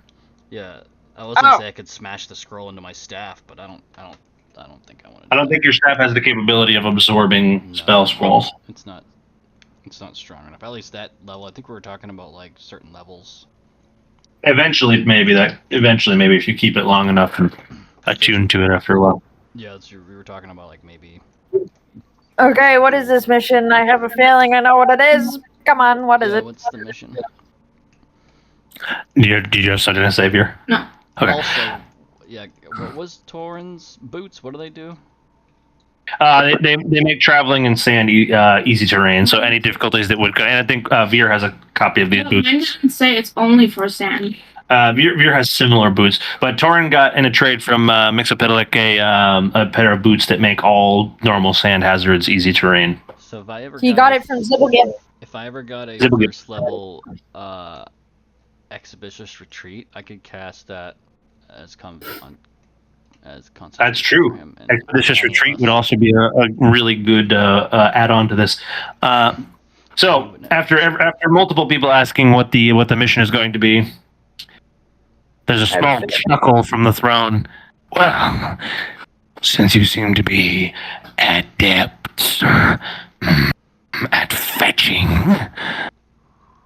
Bridge. Does anyone in this group, perhaps you, the rather quiet priest, do you know what a quetzal is? Quetzal? Let me see if Torin knows. I want to say it's like those flying snake fuckers. That is correct. You want to see if if you want to see if Torin knows, this would be a religion check. Is this the same thing the other guy fucking wanted? 19. 19. Okay. For who? For him? No, for you. For me? What's up? Why do we need the school to come back when we already made a deal for the portals to come back? You didn't make a deal for. You made a deal for him to open a gate for you to execute your plan. But now you guys have added an extra step to the plan, which is to go get the rock heart. And you did not negotiate for a third travel. Yeah, but why do we need a scroll to come back? To come back to the Black Tower, because once he sends you away, you can't get back. Yeah, but It's wouldn't not- we be able to back through the portal? The portal's not going to stay open. It closes. Every He's not sending you through a gate. He's just poofing you to the rock column. Okay. It costs him a lot to cast gates. No, but we weren't gonna come directly back. We were gonna do the whole thing with the brown dragon. And he already gave us the permission to call on him to open the portals for us as we need them. Yes, but remember we also talked about collecting the heart of the rock golem, so that way we can use his own horde to receive an enlargement spell scroll from the brown dragon. The step I think that I'm perceiving, and it sounds like other people are perceiving that you're missing, is you're going to stage the plan from the tower, because you're going to go give him the thing, then you're going to have to leave, set Lokyrus up as bait, and then execute the plan. So some of you are going to have to be in the tower hiding for the plan to work. Right. So you can use the gate for a second time. Tower's So somehow, at some point, you need to come back to the Black Tower for this to work. Right. Because we have to get the dragon back here, correct? Oh, okay. That's fair. No, we're not getting the dragon back here. Not even that. You're not doing anything with luring the dragon because you'll all die. You just have to get back to the Black Tower for this to work at all. Okay. Because there's no way to execute this without some of you being somewhere else. Okay. Unless the plan is, and see, this would be an adaptation of the plan, which is fine if you want to do this. You would hand him the heart, but only 3 of you would be able to go down, and then the other 3 of you would have to execute the distraction immediately. But then there's no way to hand off the scroll, so it doesn't work. 3 of you, 3 of you can't just. Okay. 3 of you can't just camp out down there while the other 3 go and cause a distraction. Plus, he wouldn't trust you to leave you down there anyway. Interest in we've already showed interest in the mark. So now he is negotiating with you for the ability to start this whole teleporty bullshit plan from here. And the negotiation is as follows. He asked Torin with a 19 on the religion check. Torin, you do know what a quetzal is. And it is exactly what you said. It is a sort of winged serpent, usually interpreting from Mount Celestia. They are kind of like angels, but not for your god, for a different one. Are you talking about the Quaddle? Quaddle, sure. Oh. Quaddle is a lesser form of quetzal. What sounds like a Pokemon. It does. It does sound like a. Yeah. I wouldn't doubt Pokemon. Yeah, I thought Quetzalcoatlus was a dinosaur. It is a dinosaur. It is, yeah. The in real life. Quetzalcoatlus, whatever. It's fucking huge. It's basically like a plane. Pretty much. Well, they're as large as the 747. Well, there's that. I can't get it out yet because people have been arguing. I just missed something. No, you didn't. I haven't got a chance to say it yet. They were as large as a 747, so yeah, they're fucking huge. Yeah, 36-foot wingspan. Fuck. Dinosaur. But he's not talking about a dinosaur. He's talking about something else entirely. In this case. Okay. Yeah, they're cool. Imagine getting pecked by that. One shot. So yes, Torin, you have read about Quetzalcoatlus and his Quaddle angels and those things. Sort of guardians of the divine, usually left to guard certain holy sites or important things. Generally pretty lawful, good creatures that you would enjoy associating with.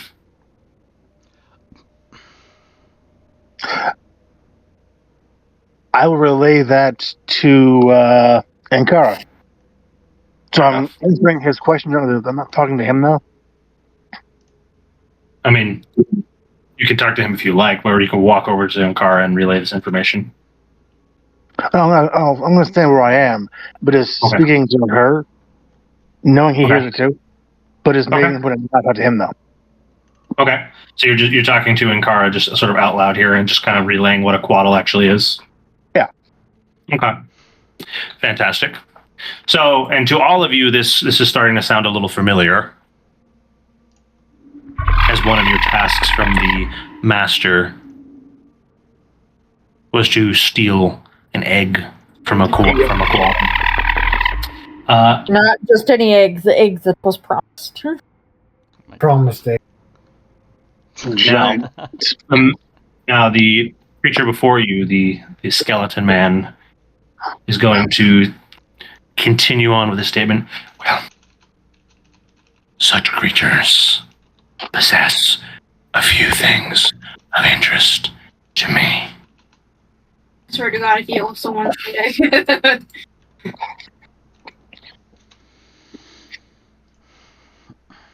If you, in your travels in the desert, can bring me even just one of these things, I'll consider us even. But there are a few things that I would like. The first, a few handfuls of the vibrant blue scales.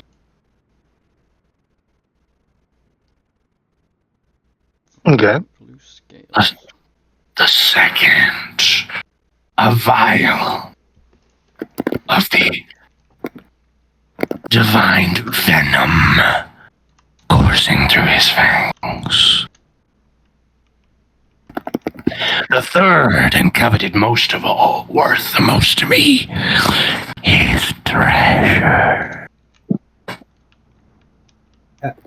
It is an egg of emeralds. Oh.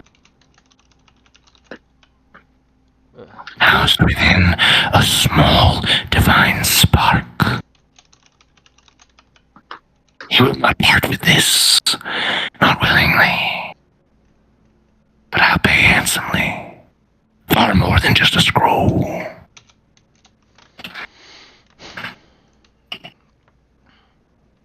Okay. Do we have any idea where this damn thing actually is? You have a rough estimate given by the master, but not exact knowledge. Okay. He also mentioned in conversation earlier, sort of in passing, not that you knew he was going to bring it up again. He mentioned in passing earlier of a snake thing living in caves on the north side of the Red Wastes. I thought he was talking about the dragon. No. Because he called it a worm. He's been using the word worm interchangeably. It's kind of an old term for dragons. Actually, the biggest of dragons are called worms, but then a lot of people just refer to all adult dragons as worms. They're called great worms at that point, actually. Yeah. If not just straight ancient. Okay, so we need emerald egg, a vial of something blue. Is that blue feathers? He wants all three, but if we bring him back one of the items, he will be happy. Anything you bring him is any one of those things is payment for the scroll. Bring him more of those things, and it's worth more payment. I would fucking love more payment. Particularly the egg is worth items to get, and then expect me to bring one out of the 4. I complete those quests. Particularly the egg is worth a lot to him. It's the same egg that the dragon wants to eat. So it's the Quaddle we're going to. That's the Quaddle we need to deal with. And it's blue feathers. You'll need to go to a vial of his poison Okay. or the emerald egg. This is all with the same creature, and there's just 3 items, not 4. There are 3 items, all of which you are getting in the same place. Yes. So basically, you owe the skeleton man a secondary trip if you are to take another scroll of returning here from him.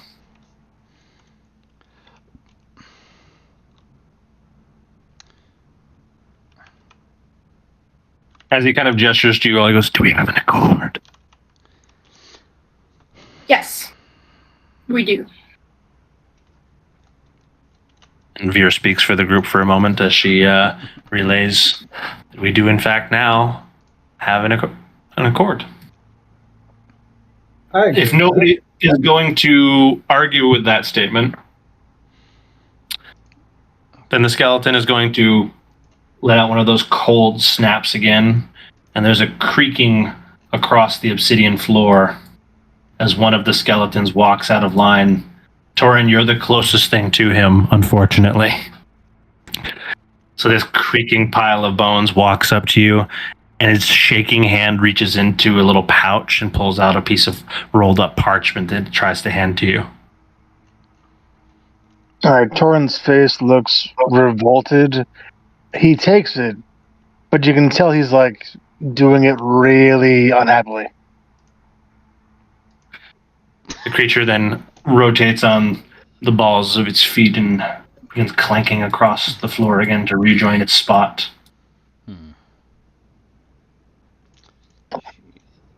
I will give the scroll to Brill. Torin walks across the room and goes, "You take it." I'm very happily do it. Sure, some bullshit. First bullshit. I could try to ask if I can, if he has any extra low-level spells that we could use for our scary event. I do need money included, but to help succeed in this thing by using low-level shit, like 1 or 2. Really, you get a series of rather, shall we say, impatient taps on his chair. I grow tired of negotiating. What form of payment do you offer for additional spell scroll?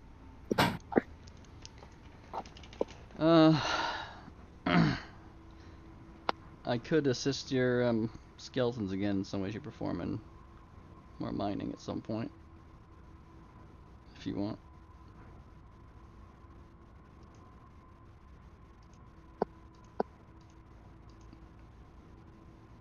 I just want to make sure this works out.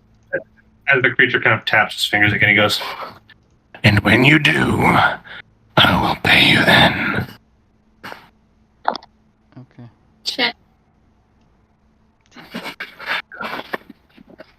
In accordance with your success. Right. I think we have sufficiently pissed him off enough. Now, you have much to do, as do I. as he waves a hand past you and this wave of purple flies over your head and ignites the brazier behind you, you watch it open up a shimmering gateway onto the air through which you can see the red wastes.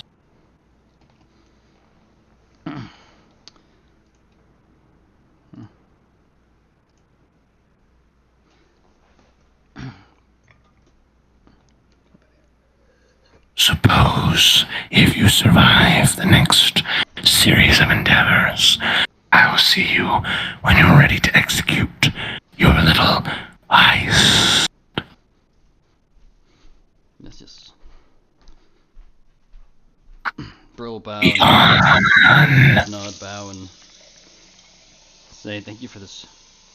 And as he looks around, terrific treat as he goes through the portal. There.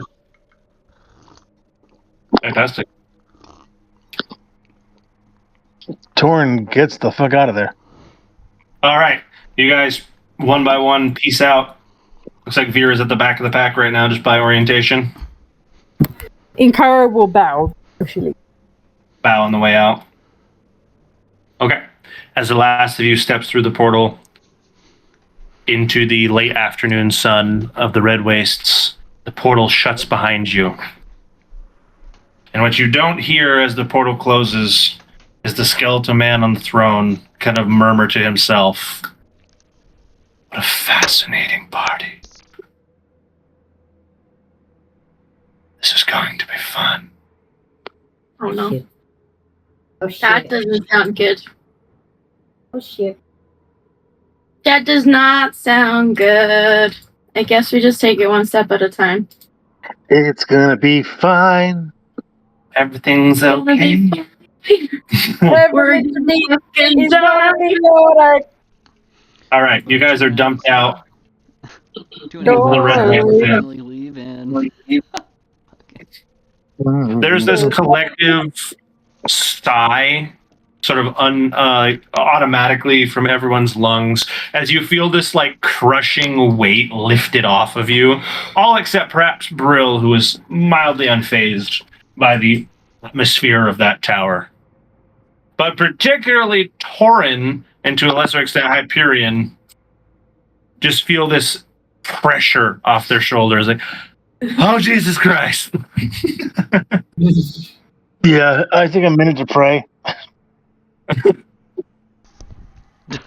Torrin's like trying to pray, and Burl's just walking around like, "Did you guys see that? That shit was fucking insane. Can you help me feel Fucking okay great. when I get to like that that level of power? Holy shit! The things I could do back home And on that day, to save it. Ugh, God, you guys have no idea." Okay, I'm gonna send my familiar up as a bird to see if it can see the rock golem somewhere. So be it. Just like do circles. Scout heads up to look around. In the blazing heat of the Red Wastes, a very stark contrast to the stone cold tower we were just in before. Small haze across the Red Wastes as Torin finishes his prayer that kind of reassures him that we are now away from whatever that demon was. Hyperion, you mull over the red orb in your hand as you sort of have a reversal of the relationship you're used to living under at the moment.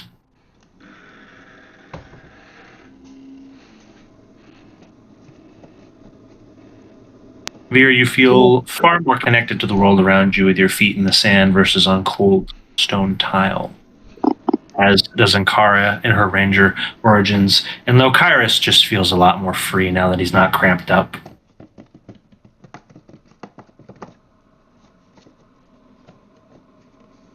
Veer, after maybe a couple of moments, you hear a cawing as your bird familiar swoops down to your shoulder. Or just to give it a little bit of personality, let's say he crash lands into your hair as he flops around in your long hair, eventually kind of like culminating with him leaning over your head and looking you upside down in the eyes. Caw! What is it telling me? He knows where the golem is. Okay. Where is the golem? A wing that you can hardly see out of your peripheral vision points roughly in that early direction. Okay, I'm gonna tell the group, and I'm gonna show them in which direction. You guys ready to head out? After some observations, you guys will recognize a certain plateau off in the distance. Oh my god, just don't piss on it again, please. I will. It will remember all of us, no? Should Brill go in and try to talk to it by himself? What the fuck is this shit? Consider it for revenge for when you walked off and we almost died. If you guys are sure we want to kill it, maybe we should, like, sneak attack it first go. Well, you do not necessarily have to kill it. Now Hyperion has an option and a choice to make in every combat going forward. Do I throw the Pokeball? Do I not throw the Pokeball? It's a one-time use. throw out the Pokeball, you save that shit for the dragon.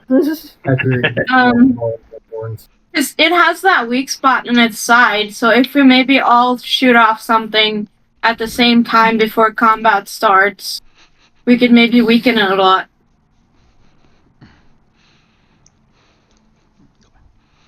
Yeah, before combat starts. Sounds good. First time.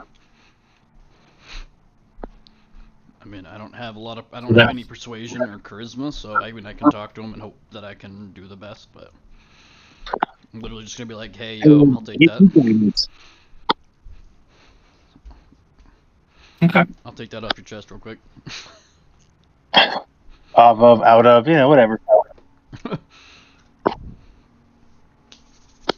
So the group consensus is we're going to try and sort of sneak up on it, or at least like get up to it all at once, and then just blitz its weak spot. Yeah. So we're gonna send Brilliant first to try and be, diplomatic, The one without charisma, yes. just for kicks. You want to try to be diplomatic? I mean, since we don't have anything to trade it, I don't know why it would just give us his heart. Yeah, how did we open up an item list again? Maybe we should trade Burrow. You found it. We could trade it, Brill. We'll give you lizard. For this one hasn't pissed you off yet. We'll take your heart in exchange for friend. Yeah. I'm not sure you could convince Brill to go along with this plan. It doesn't have. You brutal. I'm sorry, did Mo just say consent was not needed for napping? Indeed. Consent is optional.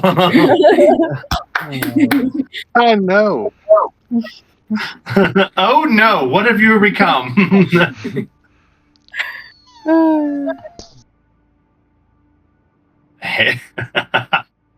When the party becomes the BBEG. We love it. We Oh love my it. god. He said you're becoming the big bad evil guy. Well, it's a good thing about half of us are. Fucking what? You're all evil. I hit my knee again. my god, we need to get you a different dad. It's the same spot. We need to get you a different dad. That was massive, Skull Pinky. Oh, Lord. Oh, Lord, I'm going to cry. I'm sorry. Oh, I'm going to kill everyone that hit my life. Mo, you just have to get a piece of pool noodle and just glue it to the side of his desk. Honestly, yeah. Oh, I almost threw up. Oh, good Lord. That's an option. That hurt a lot. What do you need, babe? Do you need some ice? Good. I'm going to breathe it out. Oh. All right. Okay. While I'm at it, I'm gonna give my invisibility skill to Brill. So that way. Okay. Ooh, maybe you can learn it.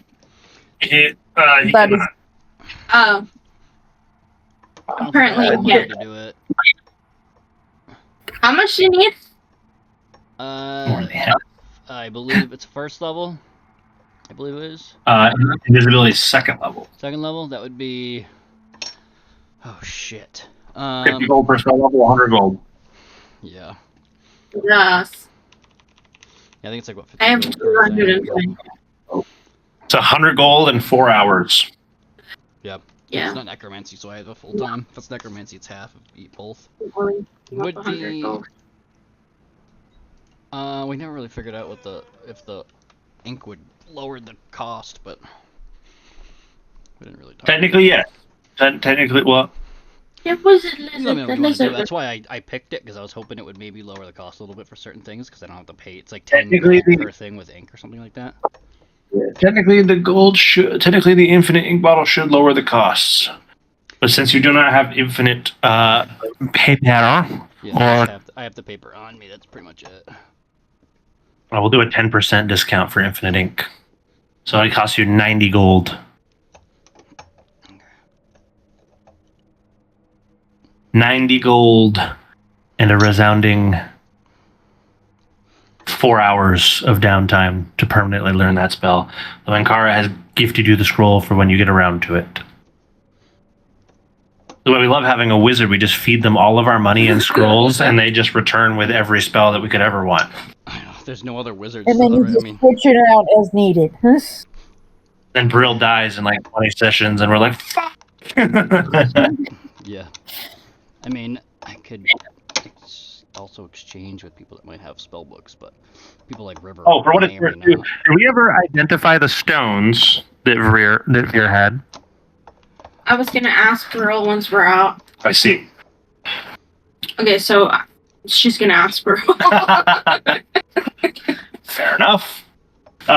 Brill, you're just being bombarded with items. And Kara walks over, hands you an invisibility scroll. Veer walks over with a couple of smooth stones to give you that were given by the creature. He What- loves what it. does He's like, do? "Give me all the magical and monies and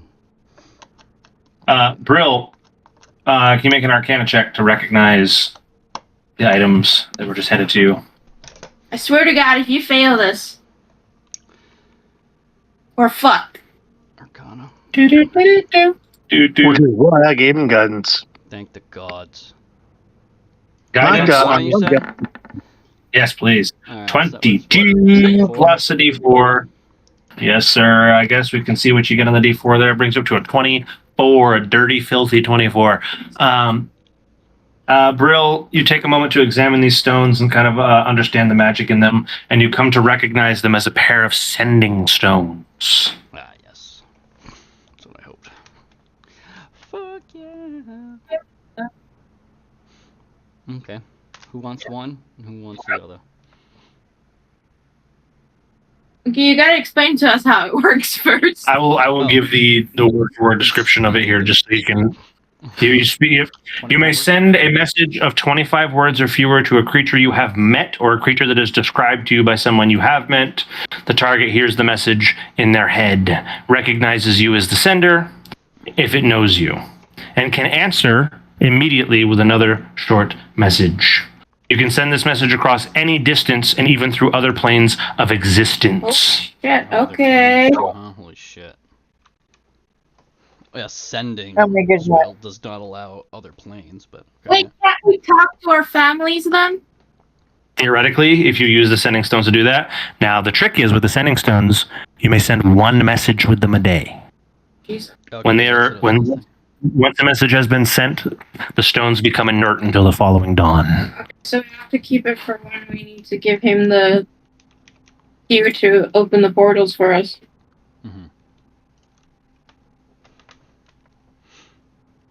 Yes, theoretically, the problem with you talking to your families is the person you're talking to needs the other stone.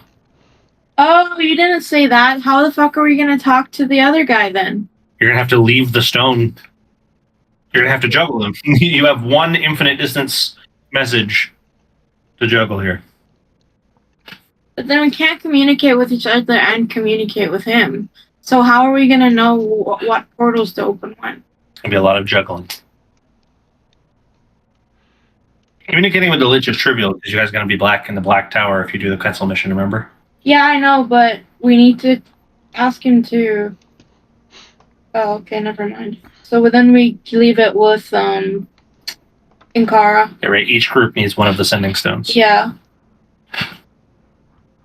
But yes, after this event is over, you could leave the sending stone with somebody else and use it to communicate with them. You sure could. So There's a fun caveat in the sending spell 2024 edition, which breaks a way people used to abuse it. The target can choose to not receive your messages. you reply to the Yeah. message. Sounds about right. Block. So that is the item. So Brill will of course relay all that information to the group. That is the item that he gave you to solve your communication problem. Is there anything else we needed checked out? Is that it? That was all the magical item. Okay. No one else had stuff that's never been done. No one had boots, gloves, weapons that never been identified. No, I think I'm good. What's the plan? Head towards the golem? Okay. I have Wanderer as one of my 3,000 years ago. abilities. Recall That's general fair. maps and geography. Always recall general layout, terrain, settlements, and other features around you. In addition, you can find food for water yourself and up to 5 others. I see. I has not been to this particular plateau before. And the poor buddies we made here are pork chops now. Oh. So I'm going to progress us up to the edge of the plateau. And Hyperion at the top of the turn order, my friend. Or I suppose, oh, wait, we're at the bottom of the turn order. Torin, Torin, my friend, you will be the first to have the option to progress unless you want to send somebody else in first. I think the plan was to send Brill in first. But do you have any other words of encouragement or items you need to send him with, or words to say before we execute? I'm going to give Brill guidance again to use on his discussions or persuasions with the golem. Okay. Also, for what it's worth, I've been using my terminology loosey-goosey, but just so we're clear, it is not a golem, it is an elemental. Right. Yes. Oh. Okay, yeah, I figured. Important distinction for certain effects. Yeah.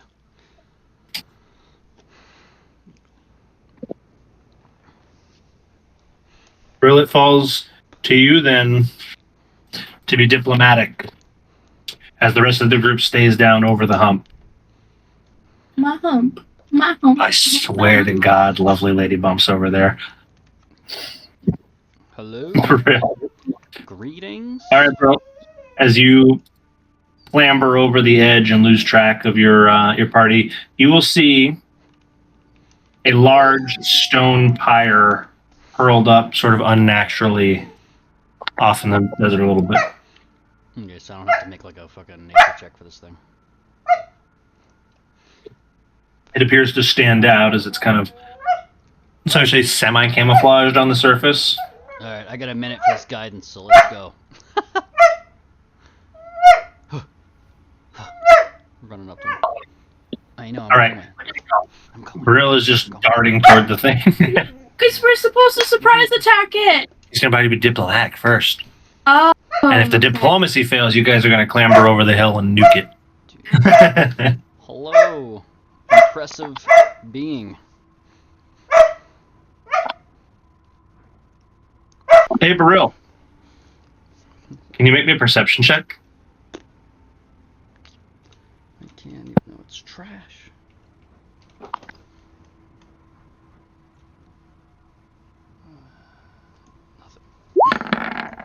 No. Okay, 2.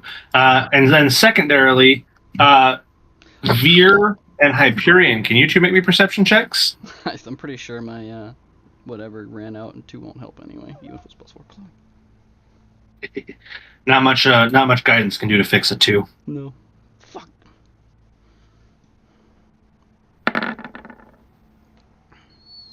Wow, okay.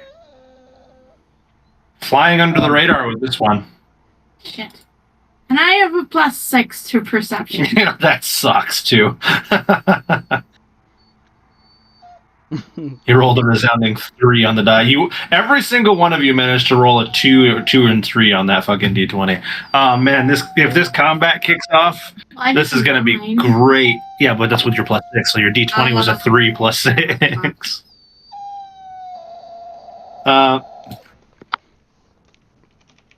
If we Brill, the creature, as it was kind of looking through you, you watch it kind of start to glide through the sand a bit around you here.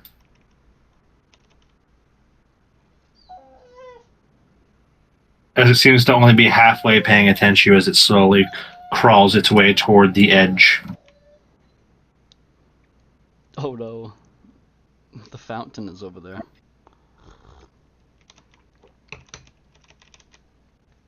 I don't know what you speak of. Fountain. No.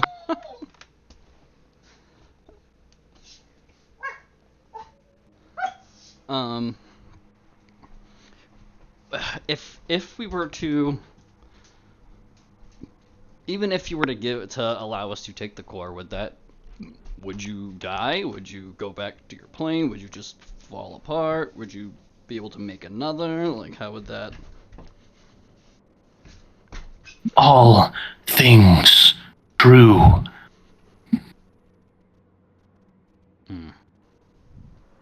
Would there be a way to make one ourselves for you, or you know what I mean? Somehow empower something to. Are not a powerful conjurer. No. I suspect not. There might be. I don't know. There might be someone that can. I can maybe get another. Veer, Make not Veer, one, sorry. like another. Brill, at the mention that there might be someone, you watch as he sort of nonchalantly chucks a hunk of rock over your head and it shatters into the distance. No wizards. All right, fuck wizards. I agree. Most of them suck. All right, of course it is. I do agree. Most of them are very mean and self-centered. Brill, you see the creature is now just maybe a couple of feet away from the edge where the rest of the group is currently hiding.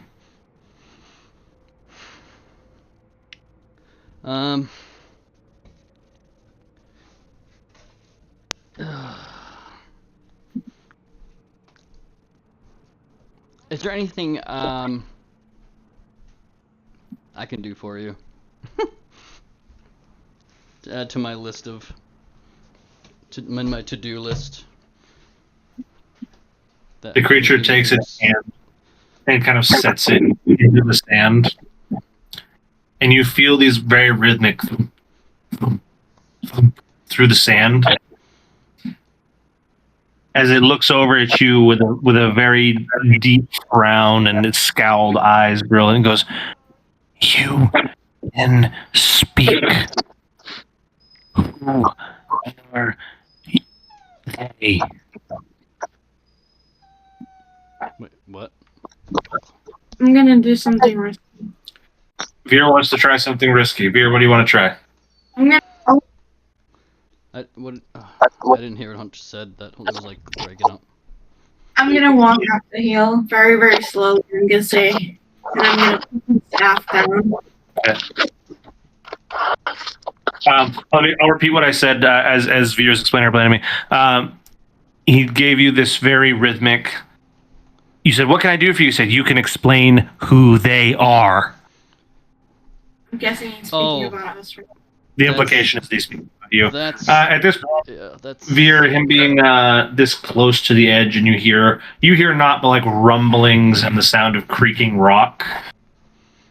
But Veer wants to do something risky and kind of in a motion of wait, I'm innocent, don't shoot, puts her weapon on the sand as she climbs over. I'm gonna be like, hey, big guy. I know we've met before. I'm not here to try and hurt you. I'm really sorry about what happened. That was a big misunderstanding. Would you be willing to just talk with me for a minute? And that is a persuasion check. Oh shit, balls. Hyperion will just put his hand on the sword. Can I please have guidance? Reactionary guidance. Can I like as she says that? Can I like do my Pokemon thing and just? Well, he probably understands. He understands common, I think, right? He doesn't. Does he not? Okay, He doesn't. I'll say it in primordial as she says that. I'll be like, wait. Okay. So, Torin, you're giving a translation as he's kind of turning. Brill is giving. Oh, sorry, Brill. I'm going to say Brill is giving a translation as he's kind of turning his head back and forth. Torin, did you want to offer reactionary guidance to Veer? I heard they fucked up earlier. I know some of them like to do stupid things. So, yeah. Okay, do I just roll? Yeah, you can go ahead and make a persuasion check, and Torin has opted to offer you guidance. So that's an extra D4. Oh no, these rolls. Oh no. There's like no idea other than that you guys are gonna attack. So he's just like, I don't know, something. Give me a D4, please. Saved by the guidance. Give me a second. Yeah, take your time. I didn't say that. Saved by the guidance. Ooh. Oh come on, please let me roll again. Oh boy, and a resounding 8. The creature looks livid, Brill, as it goes, "You are fake. You are imposter. You are threat." No, hold on. Like I said, they did stupid stuff, and I think they regret it because you gave them a nice pummeling. Don't worry, they still complain that I wasn't there to fight you, and I don't want to be. Because they. Brill, you have a final chance before I roll initiative here to make a persuasion check. My persuasion? Yep. Guys. Veer did not do a 0, and I don't looking have. at these rolls like until if it was rolling a d10 or not. I know. It makes sense. So this, I still, this would be past. Would you say this is past a minute? Yes. Yes, I would say. Well, that and he recast guidance on Veer, so Oh, you have shit. you've lost your in general. That's right. It's concentration. Oh my fucking god! 15 on the Give me some die. fucking apple pie, please. Holy shit! The creature has its hand cocked and ready to throw a rock, but it doesn't yet. As it looks at you, Brill, as you're like, we don't want to hurt you, and it's like, they tried. This time, they may succeed. Okay, I'm gonna go down on my knees, put my hands behind my head. Well, we all. Not so. even- not what even- else- Get sorry. Come on. Oh, sorry.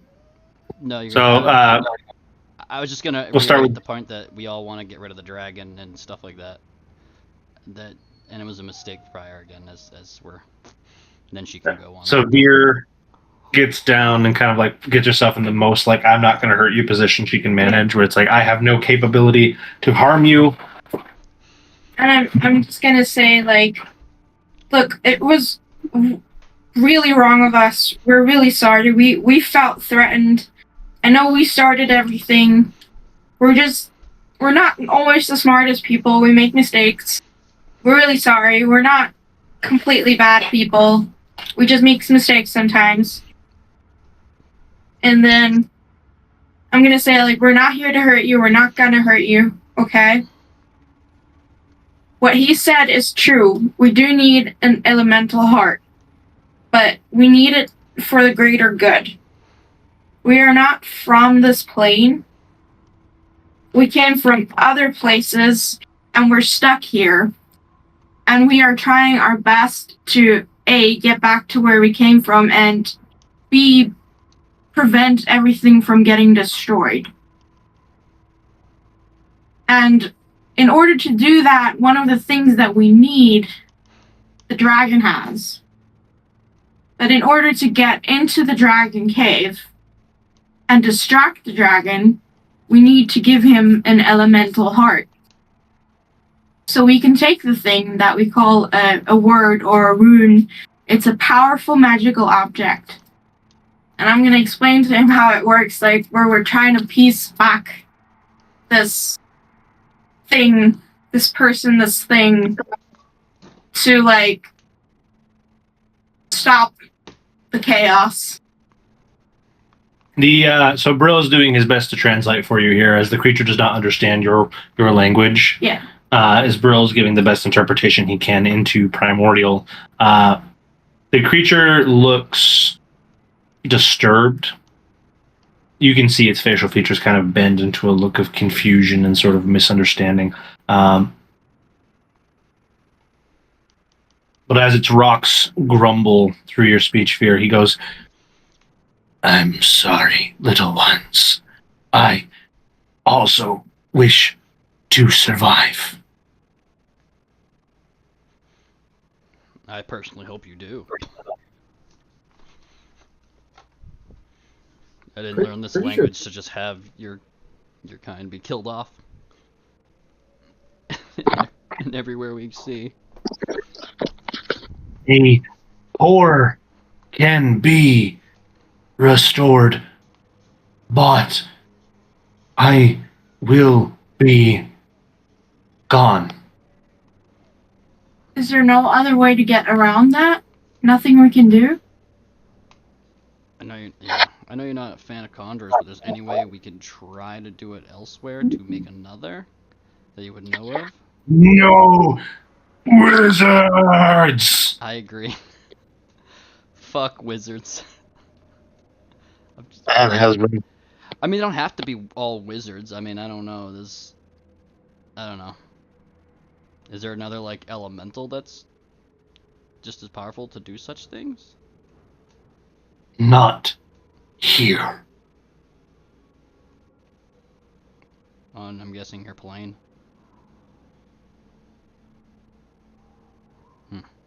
Yes.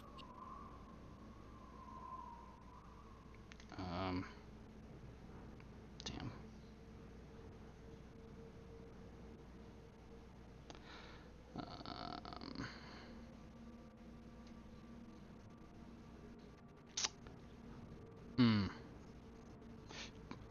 Do you want to go back to your plane, or do you want to stay here?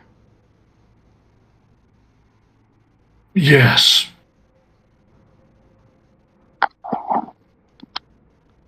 You just I want to be at peace. home. You want home, like elemental plane of Earth, or Home. you just want a home in general?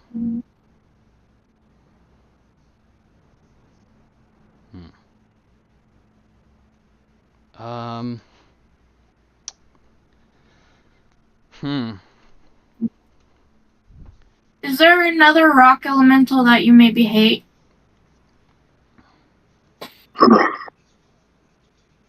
Our kind don't hate. Too rare. Right. Well, this is gonna suck. Oh no.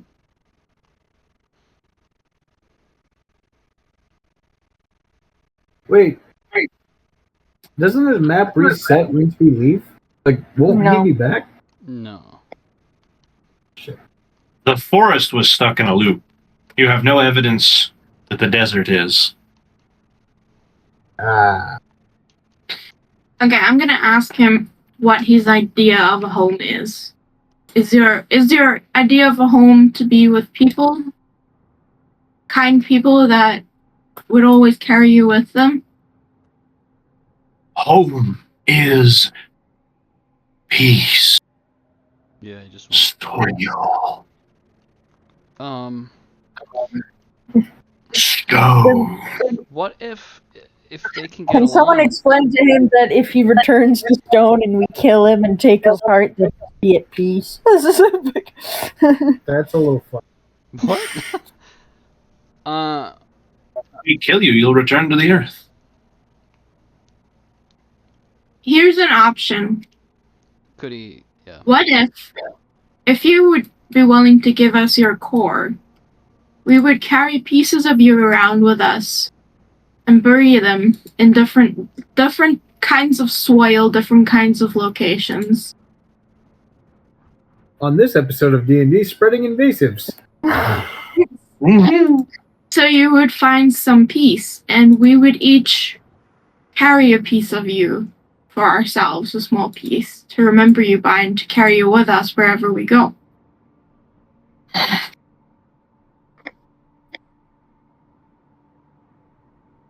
This will require the following dice roll to decide how this event's going to go.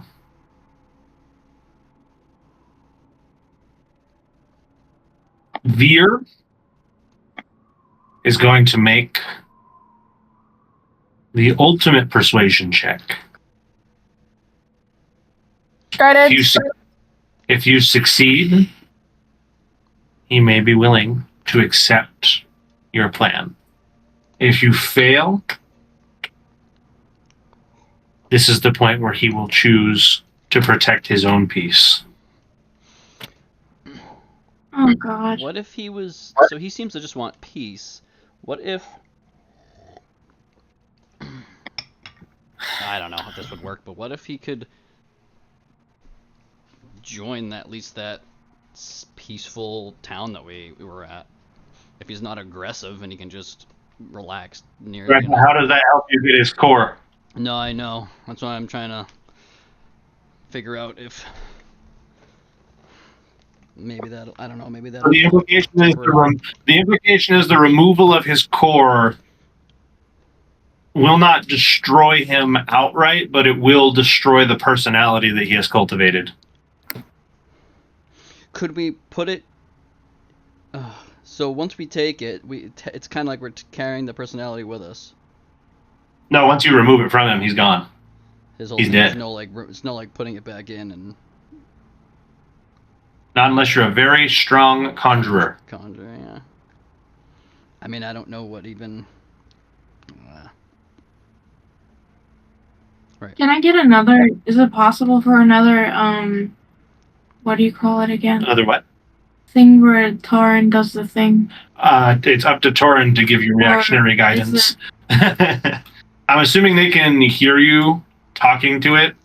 So, Torin, would you offer reactionary guidance at this point? I would say I'll offer guidance, and if I can give the help action, I'll do that too. What does that do? That would be Torin trying to find a way to help you get your point across, therefore giving you a bonus to your persuasion. Okay. Given the severity of this roll, let's have you roll persuasion at advantage with guidance. Okay. As you, Brill, Torin are all working, and the others, if they find a way to help, are working together to try and resolve this without extraordinary violence. How do I roll with advantage? You've been doing it the whole time. It's just 2 die. We'll take the bigger one. Just roll another persuasion check for me. We'll take the bigger one. The bigger one is a 14. Give me the guidance or no? A D4 for your guidance.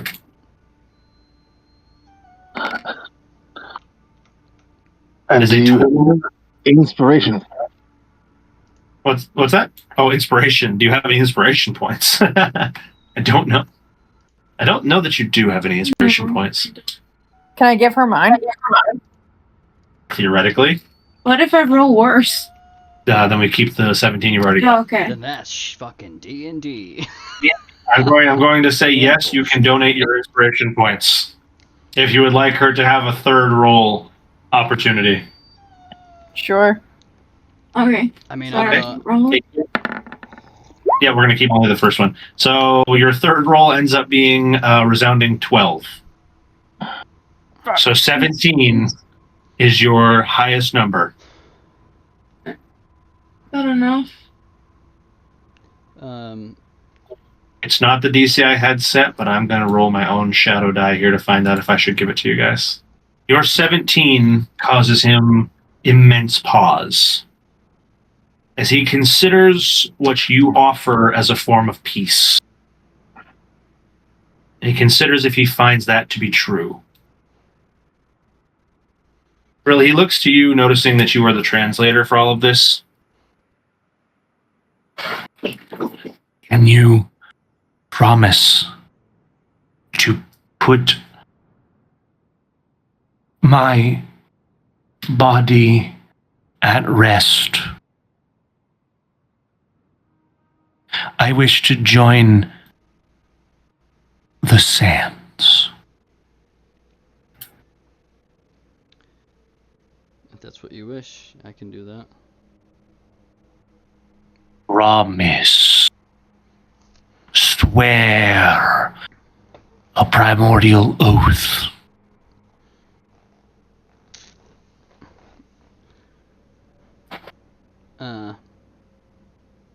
He'll kneel down and say, I promise to do that.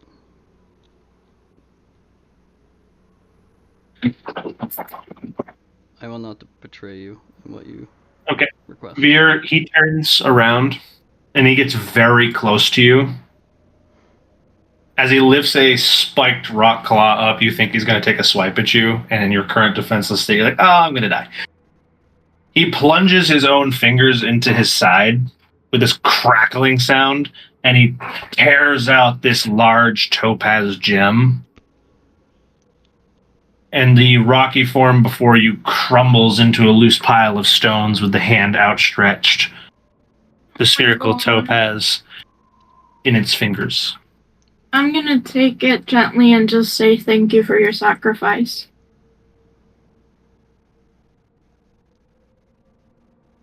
So we've avoided combat and acquired the heart.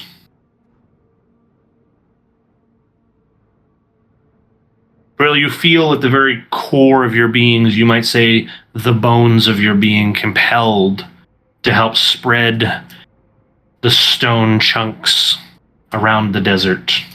Or at the very least, scatter them more than the pile they've loosely fallen into now. Yeah, I'll do that. I'll give him a hand.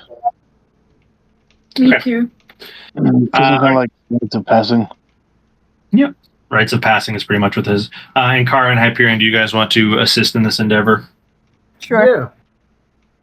Yeah. I'm assuming at some point, Veer and, more importantly, I suppose Brill will pass on how that conversation went down. Because Veer, to your perspective, you gave this big ploy that Brill translated for you, and then the creature sort of menacingly walked up to you and just killed itself in front of you. And then Brill translates what really went down there, and that he's made a sort of sacred oath now to help the creature find the peace you promised. And he'll seem extremely I'm bummed not out. heartbroken. He will seem That was extremely fun. bummed out anyway. The whole time. I mean, you quite literally just talked him into killing himself, so it's not exactly a happy situation. Yeah, Brill's not happy about it. He wishes there was another way in all shapes, forms, and sizes. We could have fought the guy. I was gonna say that might have actually been the better option. It might have been slightly less. Fighting him would have been less demoralizing, but it would have been much more hard. You just bullied him into himself. No, I'm giving him peace. It was his choice to go. Sure. More like they convinced him that it would be more peaceful rest for him to just kill himself now. You're making it sound really bad. Brill's just gonna say we can't fail him at this point. We can't fail this. Remember, we each gotta take a tiny piece too. Yeah, I'll take a piece that Okay. will go on top of my staff, at least, and maybe even another. I'm gonna take a tiny piece and put it in my pocket. Okay. There is a strange, very light, but noticeable warmth in these stones. If I took a piece that might be like where his eye might have been, if it was even available to look like Piece eyes. from roughly where his face used to be. Yeah, just to have on top of my, like a small piece looks like my staff at the top of it for now. Real the 13th reason why. Oh my clever. god. That was clever. I like it. What? What did Josh say? that was a Sean joke. What is it? He dropped it in the chat. He dropped a banger. Brill the 13th reason why. Well, it was technically my fault. He just translated. Yeah, that's true. I'm like, I don't want to hurt you. I don't want to do this. She's like, can you just kill yourself and give me your stone? I think it'd be a lot better for everyone if you just killed yourself. We want to save. We just want to save the world. So hurry up and give us your core so we can move on. Please and thank you. Goodbye. So you help scatter his stones around enough that the wind and erosion will take them the rest of the way, and sort of out of the unceremonious pile that he fell in, he's now sort of scattered about the area, and each of you takes a little chunk of rock. Brill trying to find one from where his face might have been. Veer, you're going to notice as you grab a hold of a piece of the stone that was somewhat close to his core that there is that subtle warmth to it. It exudes this very light warmth, as if a piece of stone having sat in the desert sun for some time.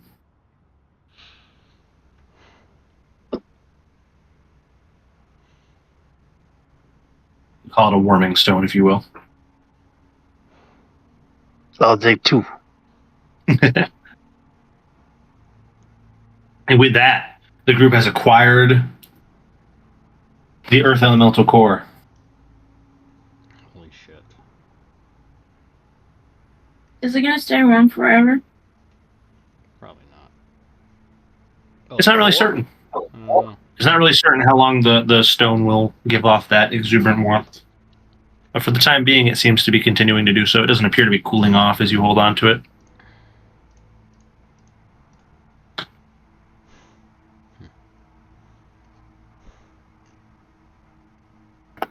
With that now said and done, Dinkara, having borne witness to Veer convincing this to happen, and with the core now acquired and currently in Veer's possession,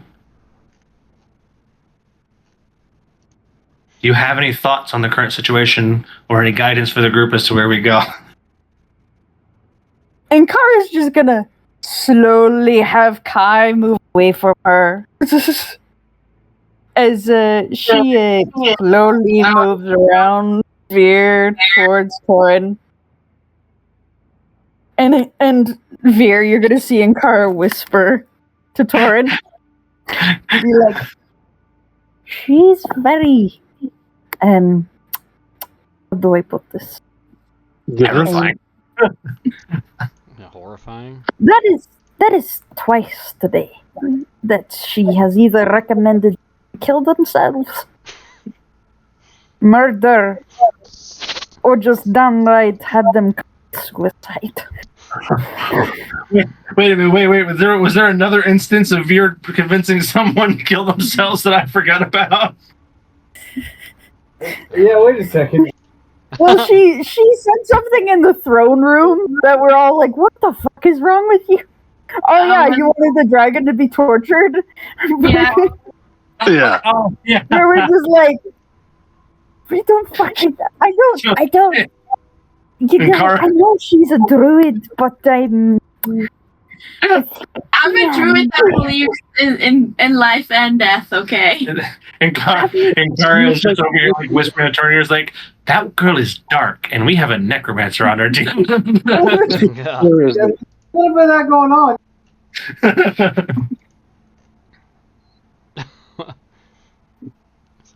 Yeah. Bitch. At this point, Veer, when you're done keeping your promise, you stand up holding this pretty sizable topaz sphere.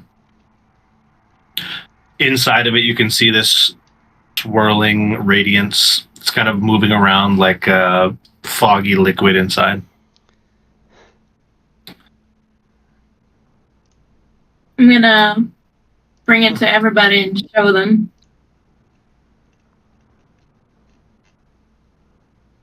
As Fear is now parading around the trophy she gleaned from the suicide that she look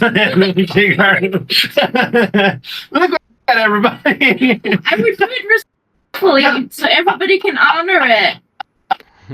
sure. Sweet Jesus. So Veer walks around very respectfully, holding remorsefully holding up Respectfully? You're being nice. remorsefully holding up the core of the earth elemental, and showing everybody that there's still some life left inside of it. We're just gonna be like, thanks, put it away. We don't want anybody knowing we're walking around with that. Yeah, I'm gonna put it on my inventory. All right. A lot of people Yes, want to take that. inventory list. Yeah. One slot. One slot for an earth elemental core. And I'll continue to.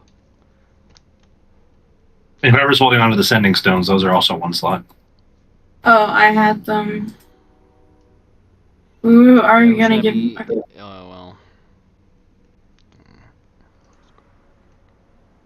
Eventually, when you split them, it'll take up one slot in each person's inventory. Is it sending stones? Sending stones, yeah. One slot. Yeah, one slot. It'll be one slot in each person's inventory.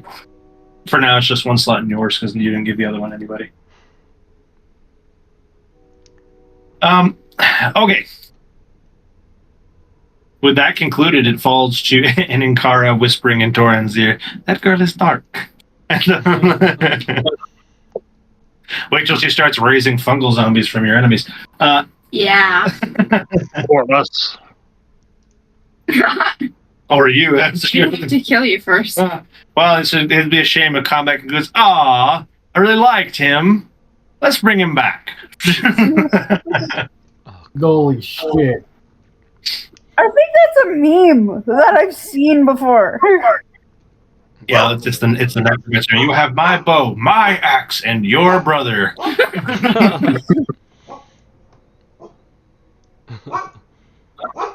the puppies? I'm going to offer it to either, I guess at this point it says Brill did a lot of the negotiation. I'll offer it to either Hyperion or Torin to lead the group in the next direction. Hyperion will just turn to Torin and just sort of quietly mouth as he visor to his helm. Did we just make the big rock commit suicide? As he is still He's just catching up to that. He's like, did that just happen? The sword is, by the way, halfway out of the as he was convinced we were going to have to fight it. What? He's like ready to die. But he's like, oh. What languages does Hyperion speak? Abyssal and normal common. Okay, never mind. Yeah, I didn't understand any of what was happening. Well, you understood what Veer was saying in common. Right, you guys could hear Veer talking. You just couldn't understand how Brill was translating it. Gotcha. That being said, Hyperion, the key here is we didn't do this. All right, the crazy fucking druid did. As soon as Torin says that, Hyperion, you just see nodding vigorously out loud.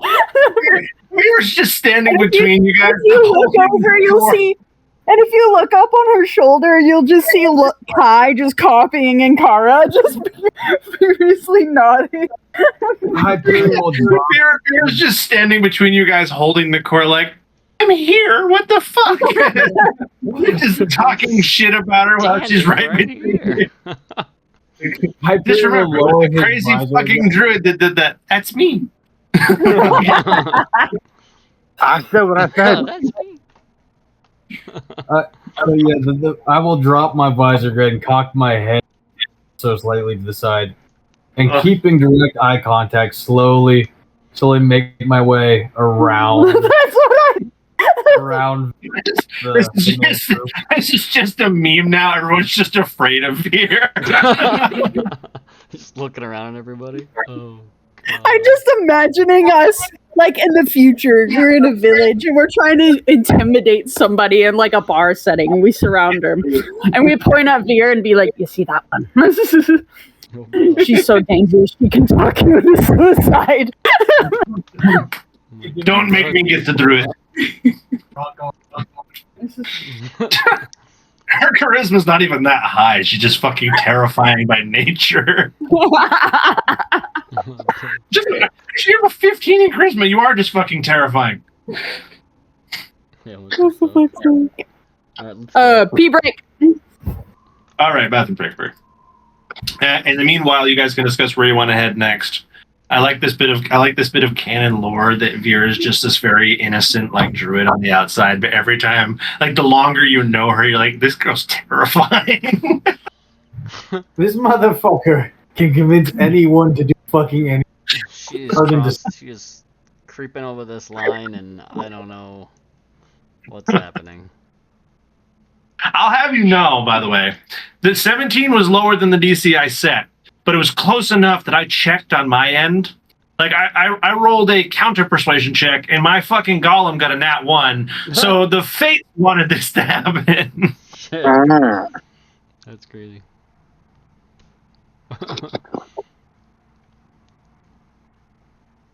Ugh. Holy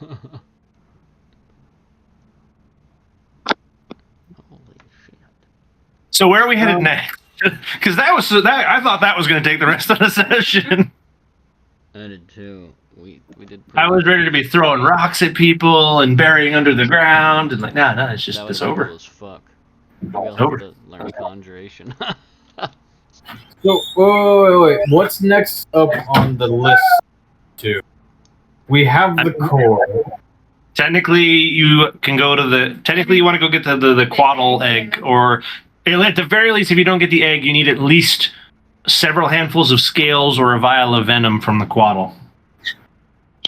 Well, at this rate, we will go there, have beer speak for a minute, and then it'll just kill itself, give us the egg, milk its own venom for us. It'll be fine. Can you bite down on this vial for me real quick? I bet it tastes good. Perfect. And again, I second thing. turn to Veer and just sort of whisper, "You are our diplomat now." To Me? Veer? Yep, Veer's the diplomat. You're doing the talking from now on. Congratulations. Oh Lord, your diplomat has a persuasion stat of +2. And yet, we get results. What could possibly go wrong? Right. Let's go on. When it does. It's funny because, I bet if we went into town and Veer tried to convince, the shopkeeper to give her a 5% discount, she'd get kicked out of the store. Yeah. But because the persuasion roll would not work out. Yeah, no. I love it. I love it here. All right. So we want to head to the Quaddle Den. Yeah. I guess so. We might have to fight this one. It would do us justice to have to. Well, to be fair, that creature was essentially a neutral wild animal. The Quaddle is essentially an angel, a lawful good being. So if anything, it'll be more willing to talk to you. Yeah, I was gonna say those should be at least chattable. Yeah, I need to pee too. Continuation of the pee break. All right. If I can get out of my fucking chair. You're stuck. You trapped yourself. It's because the carpet's kept trapping her. Yeah. It's a punishment for someone killing himself. You shall not pass. Alright. All right. While we wait for beer, I will just ready the following thing. In fact, we can even progress while beer is away for a moment. As the group is going to head off toward the Quaddle Den, as you guys make your way through the Red Sands, I will offer the following choice. Which wonderful party member is going to give me a roll to determine what terrible beastie rises from the sand on the way there? Oh, hell yes. I guess I could do it. Unless someone else wants to do it. I'll do it. What do you want to roll? I would like a flat D20. At least I did a little bit today. True. I feel partially successful. What in the fuck? What? I rolled like your die. A flat D20 was a D100 million. That's awesome. A 3. I'll say you rolled the wrong die. How the fuck? I rolled the wrong die. Oops. Man rolled a fucking sphere. What the hell? All right. A 3. A resounding 3. Well, this is going to be For what? random encounter table as you guys head off toward the Quaddle Den. Fuck. Somebody posted a picture of a boulette. I just noticed that. I love that. Yeah, they're so good. Yeah. Have you ever played the? Nah, it came out in 2003. It was Dungeons and Dragons Heroes. It was a 4-player Negative hack and slash. It was so much fun. Not. All right, there are 5 of you level 4 characters. That gives me a budget of the oh my god, that is going to be a lot. Are you gonna make us fight something? Yes. Shit. Of course I'm going to make you fight something. I don't like that that's a lot. That's considered a gang? Fuck. Gang. All right. I'm intrigued. Love it. All right, you guys progress through the desert, roughly toward the north, looking for cave systems along the northern edge. As you do so, I'm going to have both the druid and the ranger of the party make a nature check. I'm actually really bad at nature checks. That's fucking hilarious. It takes intelligence. I mean, I have that wanderer thing too, in case you want me to do that. But I also am good with intelligence, so it's totally up to you guys. Nature check. I will roll for Ankara right now. Oh, she's a Fae still. Yes, and I will play her character as we've set this up quite well. I did not know she was a Fae. I can wait for her to come back. It's okay. Tula. Holy mother of 19. Fantastic. And Well, you both very good at this. You both rolled high enough to pick up on what I'm about to get down to, but I will wait for Ankara to show up before I give the following description. I am so excited. I haven't gotten to use one of these creatures in so long.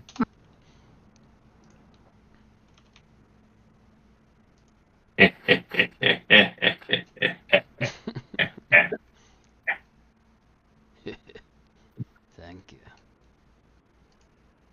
God damn it. I'm going to put this here. I actually have to upload it because I don't have this creature. Upload. Go here. Go here. Anybody who has played, you know what? No, I'm not even going to say that. I'm not even going to say that because I want it to be a surprise. It's going to be so much fun, though. I'm excited. 12. What'd you say? Zerg Rush. Oh, yes. Exactly. Zerg Rush, playing StarCraft. He gets it.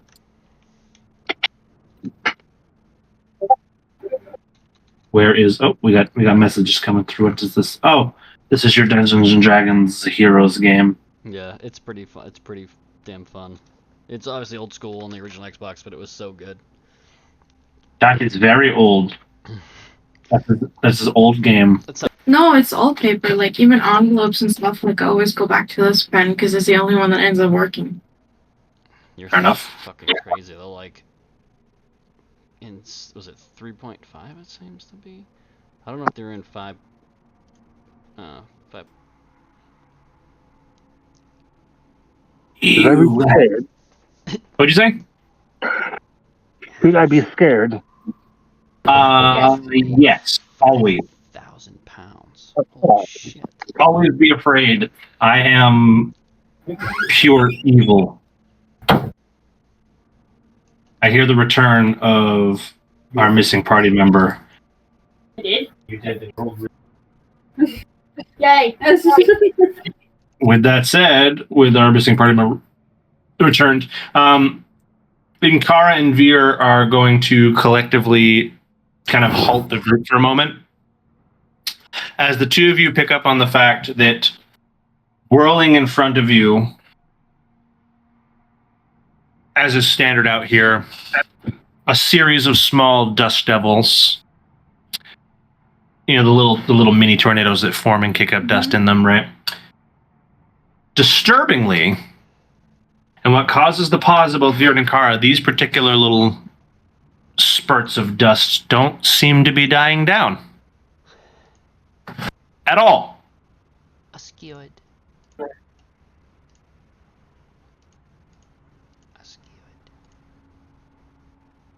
Can I do the weather check to see if it's weather related or not? Yeah. Yeah, you can. Okay. I don't think I have to roll anything for it. Veer, as you kind of get a feel of the wind patterns around that are going on, you can kind of guarantee that this phenomenon is not natural. Well, I should say it's not caused by natural wind.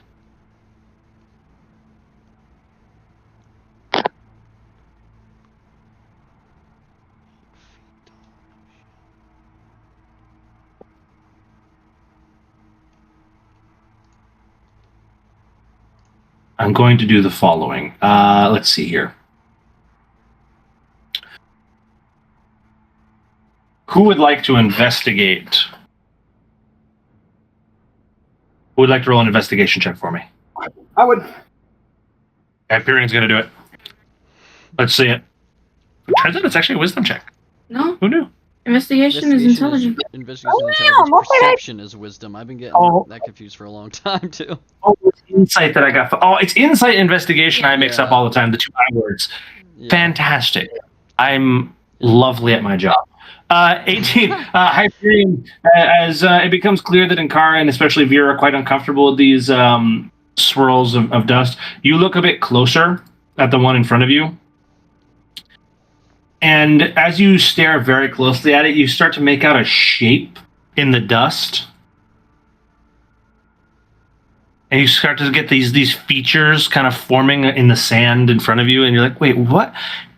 And it is when you kind of like lean forward to really like make out what you're looking at, the creature's face fully forms and it cackles at you. Roll initiative.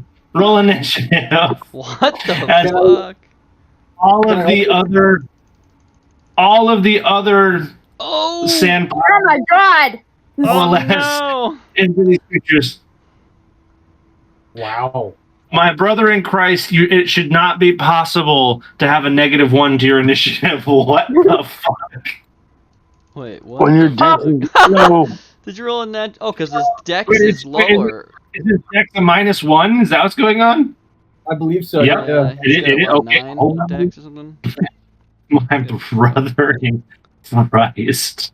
I cannot Do I just believe. walk away? Do I sit this one out? He rolled a I think you're just 0.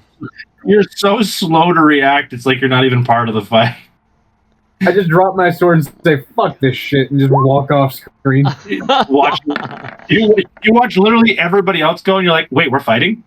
Holy shit. so he I'm just goes. trying to figure out what the fuck it is. Technically, with a 0, he goes never, but because he's technically going just last. To end. Holy shit. All right, with initiative established, Brill, you're up first, buddy. Holy fuck. Alright, sweet Jesus. It's an Arcana check to identify these creatures if anyone wants to take a shot at it. I am curious. Yeah, Okay. it's not gonna work. Fuck it. I guess I can do it.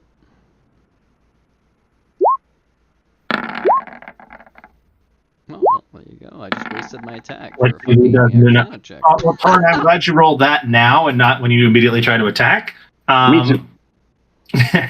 Let's see, Brill. Okay. Brill and Car, you all rolled high enough, actually. The DC was a 12.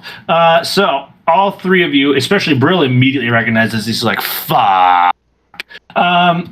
These are dust mephits, a far lesser form of elemental. Brill, with you having rolled that high, I'm going to say you know a little bit more about them than everybody else. And you know one particularly special thing about these dust mephits. You have to be very careful where you kill them because they explode when they die. Shout it out. I'll Shout it yell out. that. Don't kill these close by to any of you. Go first because I want to just fight for With that said, Brill, you're up first. As Unfortunately for you, they have wings. Oh, They're like little bats with long ass noses. yeah. So I will. Here's a better. Something that ugly does not deserve the cute name of well, Mephit. here's the fire one. Yes, anyone who's played Baldur's Gate knows exactly what these are. Methods, yeah. Usually, all right. the lava ones are the ones that really fuck you in Baldur's Gate, though. Okay, so let's. That right? Yeah, looks like. All right. 13 is actually not going to be enough. These creatures don't have enough corporeal form to accept the caustic brew on top of them, and so they manage to get out of your attack. Damn. Inkara, that makes it your turn, buddy. What do you want to do? 5, 10, 15, 20. Wait, hold on, shit. Half. hold on. There you go, right there. No, because I moved diagonally. Oh, she won. I can go. I can. Ah. Give me a slight position. If you can get that far. I can go 35 feet. Oh, you have 35-foot movement speed? Well, fantastic. Then yes, you can. Go ahead and tell me what you're going to do for an attack, and Torin, you'll be up next in terms of attack, as the Mephits are looking menacingly as they dodge a wave of caustic bullshit coming from Baril. I'm going to cast Hunter's Mark. All right, that's your bonus action. On whom This man's right here. this motherfucker gets marked for death. And then, And then you manage to fire an arrow flying clean through him, which does not seem to contact anything meaningful and do damage, but it is buffeted and destroyed on its way through. God damn it! Torin, that makes it your turn. Alright, let's get a little further back, and then we're going to toll the dead and the one that Ankara marked. Love that for you. Fuck him up. Wait, does Hunter's Mark work for everybody? That's amazing. I think it I does, but I wasn't don't sure. think it does. I'm not sure. Wow. Oh, you deal an extra D6. Shit. What do I need? A spell save DC 15? What kind of save? It's a Wisdom Dave. On a Mephit, I have a plus nothing to my Wisdom Dave. Plus nothing. That's a resounding 4. How much damage am I in for, sir? 2. I'm in for 2 points of necrotic damage. I love that. Okay. Also, can I do a bonus spell given that it was a cantrip? I believe so. Can you do a bonus spell? That was an action, though, right? You only have one action? It has to be a Well, it's a bonus bonus action. spell. If you technically can cast a leveled spell as long as it's a bonus action, yeah. Okay, awesome. Then we're going to drop that. Oh, good idea. Drop a spiritual weapon. Oh. Well, son of a whore. Now I gotta fucking go grab my spiritual weapon sprite. I have one. Spiritual weapon. And then let me give that control by you, and you can put it where you wanted to put it. Perfect. Put that dead center there. How much health does that? I don't remember. Oh shit. Actually, there's no health to it. I'm like, it's just there for like. Oh, it's a minute, right? It just lasts for a minute, so we'll give it a 10-turn counter instead. Yep. When we killed the plant creature, I forgot in cunning artisan plant creatures of small to or larger size. I fucking could have made something with its parts. So shame. Such a bummer. Torin, that'll be your turn. Oh, he's going to attack. Yeah. Can he attack on the turn? Yep, when you cast it. Fuck So him up. we'll take the guy in the top left-hand corner. All right, fuck him up. That's going to be a melee spell attack, which I haven't done that in a long ass time. So, I have that. Here we go. Do. Holy shit. That's good. All right. Well, bad. We're going to have a D8 plus your spellcasting modifier. That's 11 points of force damage. Okay. That's a massive hit as this Mephit kind of reels back in pain. We love that. Fuck yeah. And then I'm done. Okay, now the Mephits are going to go ahead and take their turn. So, the ones that were not already in combat are going to just blitz Oh god. and surround people. Keep it. Just Get all tangled up in everybody here. This one is going to walk. This is going to walk here. Go ahead and choose which one of them you're going to take your opportunity attack on spiritual weapon, because they're all going to move. The same guy already hit. What's that? This guy. The same guy already hit. Oh, it can't opportunity attack? No, he says the same The one. one he already hit before. This guy, I guess. Oh, same one he already hit. Sorry, I misunderstood. For resounding 10 to hit is not going to do it. I didn't think so. Oh no. All right, so this creature is going to go here. This creature is going to go here now that your reaction is consumed. And this creature is going to go here. Now that they've thoroughly surrounded all of you, they're going to start by doing the most annoying thing you can imagine. Are you ready for this? No, but go ahead. I need every single one of you to make a wisdom saving throw. Art is an explosion! Saving throws. That's a pass. That's a pass. That's a pass.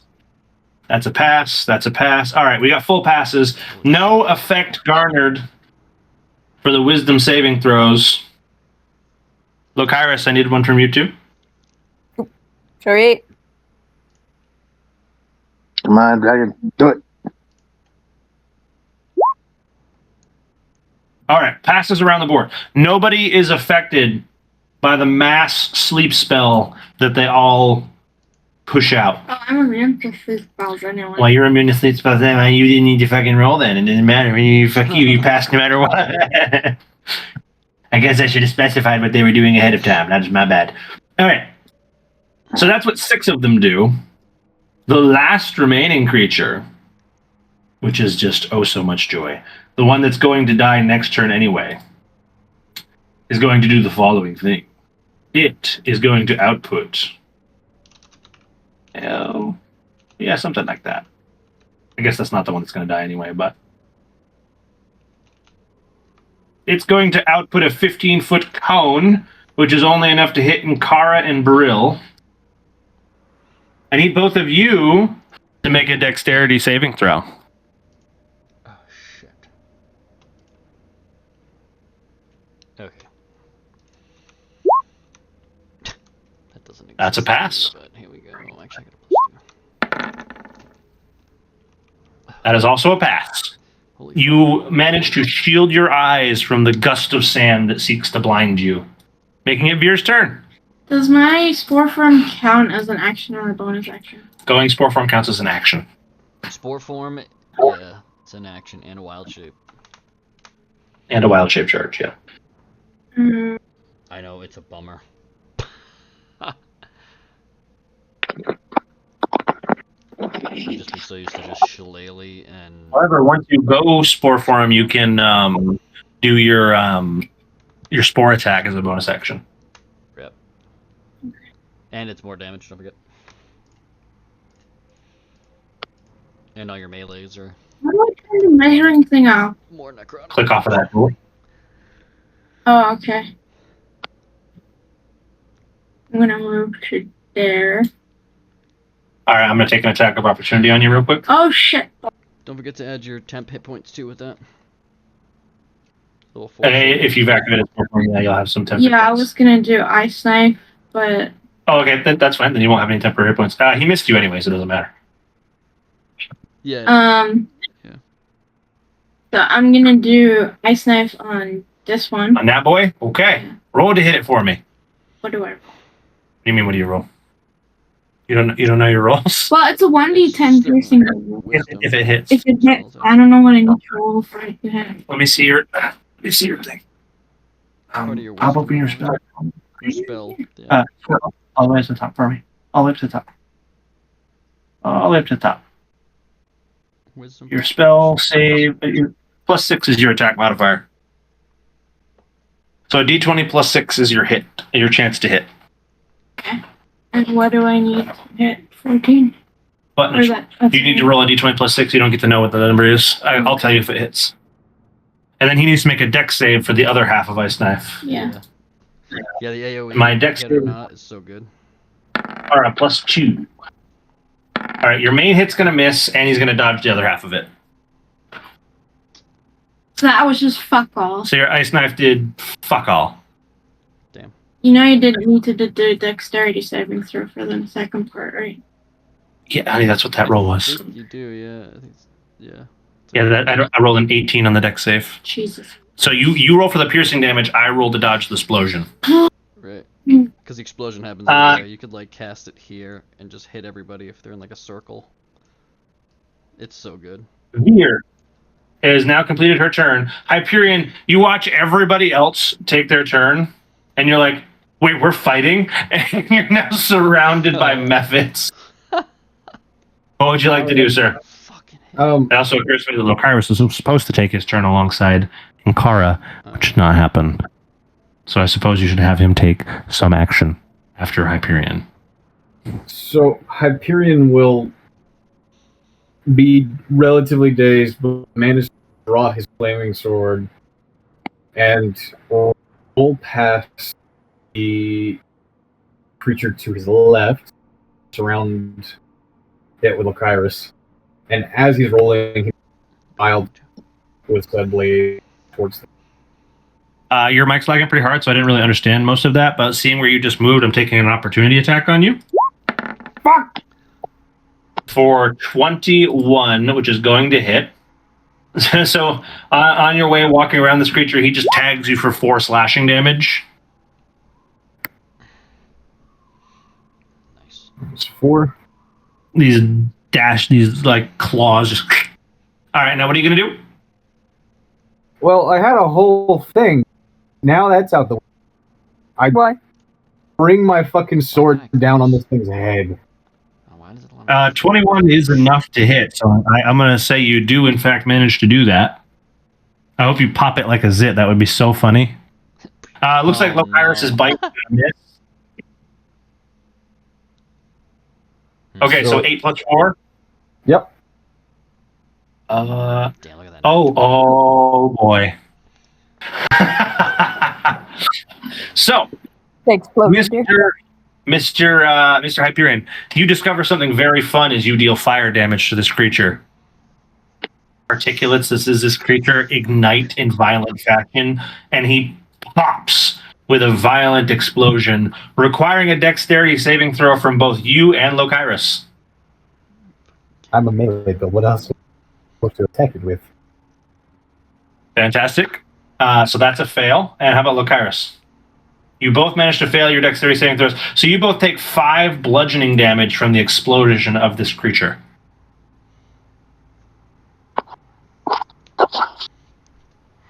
Brill, it is now your turn. However, Hyperion does manage to take one of them off the board. So there is that. I crit my bite. So what do I do then? You crit your bite? What do you mean? You roll a 7. Yeah, He surrounded it, so he crit at advantage. That is how we're doing it? I don't remember. Yeah, okay. You guys are at least equal to or one size bigger than the Mephit, so you can do surrounding rules. Okay. And it's the same thing as it always is. How much damage is the bite? Fuck yeah. Means you have to bite this one now. But that's okay. It's 3 1d6 piercing damage. It's 1d6 piercing, then you're rolling 1d6 plus 6. No, it says 3 1d6. Choose the average. Oh, you can choose whatever. 3 is the average. So you can just take 9 damage for me, or you can roll a d6 plus 6. You choose. Yep. Do you want to do 9 damage? You want to roll it for a chance at higher? Yeah, that's also like DMs can use that for like if they want to use the average or I use have that a chance most to of the time. Wait, what? Users have health like that too. And either choose 9 damage or roll a d6 plus 6. Your choice. Yeah. That's what your bite does right now. Yeah. Okay. You chose to roll, and you rolled maximum damage. There you go. And for maximum damage, you have actually killed another Mephit. There you go. And what I'm going to require is another dexterity saving throw from Hyperion and Lakyrus. Son of a bitch! Yeah. You just I gave got a me 14. I got a 14. Hyperion. So Holy Lakyrus, shit. you take 2 points of bludgeoning damage. Hyperion, you take another 5. All right. Lakyrus literally just saw you and went, "Oh, that's what we're supposed to do." Ah! Fucking head explodes in his mouth. And we rotate over to Brill. Hyperion has taken more bludgeoning damage from Mephits exploding in his face. All right, I'm just gonna attempt. And this is the fight where afterward Hyperion's gonna be like, "What the fuck was I supposed to do?" Oh, I got one range trick. Hyperion. Sorry, not Hyperion. Brill. Oh, fuck it. I'm gonna attempt another Tasha's brew. Actually, yeah, I'll try another Tasha's brew right in front of me. Fucking right in front of me, bro. Right in fucking front of me. Here we go. How did you get the D20? Nice. Everything's a d20. That's the whole point of the game. Toby, A resounding 19. Sure, 19's plenty to hit. And it's a beam, so 30 feet in front of you. Oh, don't tell me. Right between the two of them. Love it. There shouldn't be a DC on there, but that's okay. I don't know. 6 points of acid. 6 points of acid to the two methods in front of you. Fantastic. They both take a pretty solid hit from your Tasha's Caustic Brew. I think that cost you it does cost you a spell slot to do. That's fucking crazy. Each creature in the line must succeed. Dexterity is to be covered. How come you've been? Be covered in acid for the spells. Oh, so they need to roll to Oh yeah. They need to roll for the prolonged effects. Right. So they can be covered in it, and then they have to get rid of it, or they keep it and take the damage over every time. Well, that's a resounding 8 and 10, so they're both going to remain covered in acid. They have been acided. You'll have to tell me what acid. The creature covered in acid takes 2d4 acid damage at the start of its turn. Fantastic. Okay. So it does damage and then covers them in acid, and they take damage again at the start of their turn. That's bullshit. Yeah. And Spell's duration until the creature uses another scrape its action to scrape or Wait. wash the acid off itself or another creature. oh, wait, no, it doesn't do any damage initially. So it's afterwards. So you'll just do the 6 Okay. next time if you want to do that. Well, they shouldn't have. They shouldn't have taken the damage there, but they can take 6 at the start of their turn. So okay, moving on. Well, we'll just leave the 6 damage on because they're going to take it anyway. Hinkar, you're up, buddy. Okay. I'm gonna switch my short swords. I can switch my sword, switch my sword. Forward, my diamonds. So it's a D20 plus 4. Plus 4 sounds right. You're going to take a swing on one of them? With a resounding, you don't get to roll at advantage, but a 16 plus 4 will. No, because I have 2 swords. That's fair. You have an offhanded sword. Okay, I see what you're doing. Okay. Well, you're going to hit with your main sword. Yeah, and I would. It's not gonna matter. But I was gonna switch my hunter mark to this one. Transfer Tova. That will consume another spell slot, just so you're aware. Nope, it is free to transfer hunter's mark between. Is it a bonus is that action to do true? that or something? I think it just takes a bonus action. If the target drop, wait, are you magic about? Yeah, she If the kills target someone. drops 0 hit points before the spell ends, you can do. You can take a bonus action to move the mark. Yeah, it just takes a bonus action to move the mark.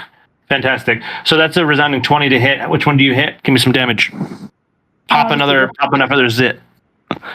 Oh, you're gonna hit that one? Okay. So you don't want to pop another zit. Give me some damage. 2d6. Oh, fuck yeah! 2d6 is incorrect for a short sword. 1d6. Well, But it feels just take good. one of them off. 10. There you go. 10 points of slashy boy damage to the one in front of you.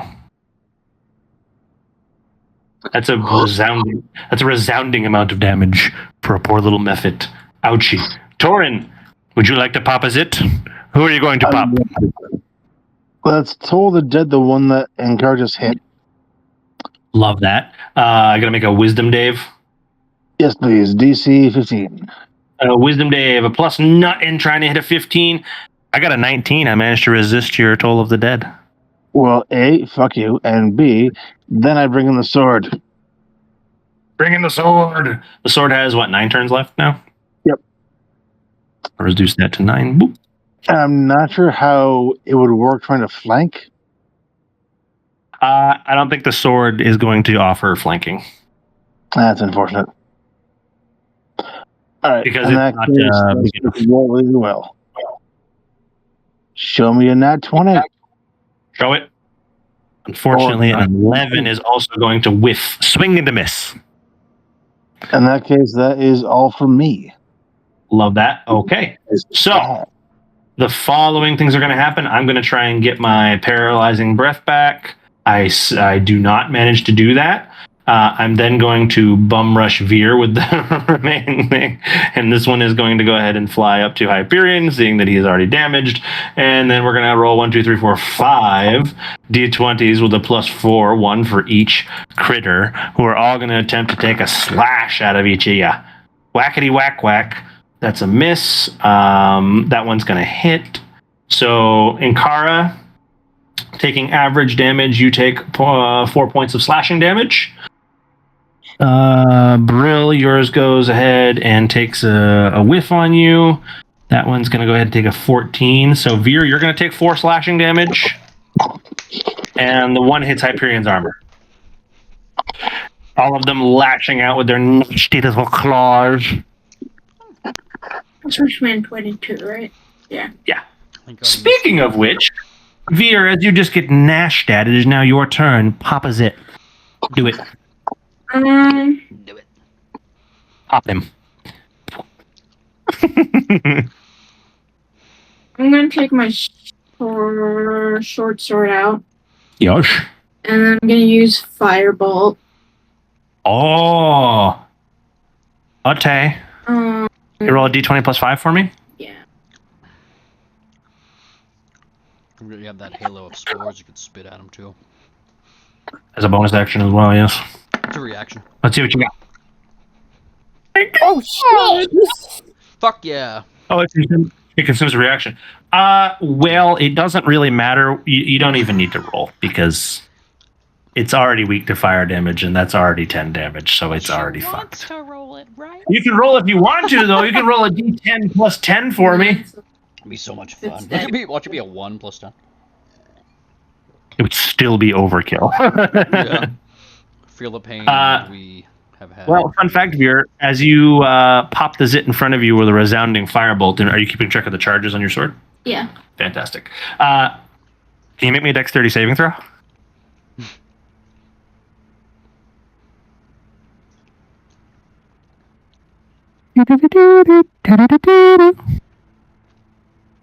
There's going to be a very noisy, like, fiery explosion over by Veer. This is you're not beating the terrifying allegations, you know that? So Veer, you're going to take 2 points of bludgeoning damage as the creature explodes in your face. Oh, did it take the acid damage before when it started? Oh, we took it already. It already took it because we kept the damage from earlier. Right. Good. Hyperion, sir. Again, you remember suddenly that, oh, right, we're fighting things because I've been bludgeoned several times already. Hyperion will turn to his right and attempt to the creature his long sword. I heard something about sword, and that was about it. Let's see what you do. 9 to hit is not going to be enough, sir. Fucking swing and a mish. Swing and a mish. Okay. Infused strikes would have been fantastic to prevent Hyperion from blowing himself up, but unfortunately, he missed anyway. Kai is gonna do that by focusing on Inkara's short sword. Not Inkara's short sword. Fantastic. He can only do one or the other, but it's okay. Oh, when it hits with a weapon attack, the Drake infuses the strike. It's per strike. So it can only do one attack. It's not even one sword, it's one attack. So it doesn't actually matter. If either sword hits, he can infuse the attack. Brilliant. We're back to the top of the turn order. You have Caustic sludged the one in front of you. It's also Hunter's Mark. It wants to die. But you grant it. Sweet. Please grant me the sweet release of death. Pop. Why does everyone die? I'll frostbite it. See what happens. What is it? Die. Everything want to die. Well, the world. I mean, this world does kind of suck. You created the world. Good point there. Was a 14 hit? 14 does not hit. All right. Oh. You managed to swing and miss your frostbite attack on the creature before you. Very unfortunate. Hope. It's a ranged spell attack. It was a disadvantage anyway. Inkara, you're up. Ah, shit. Okay. Okay. Funny. You know what?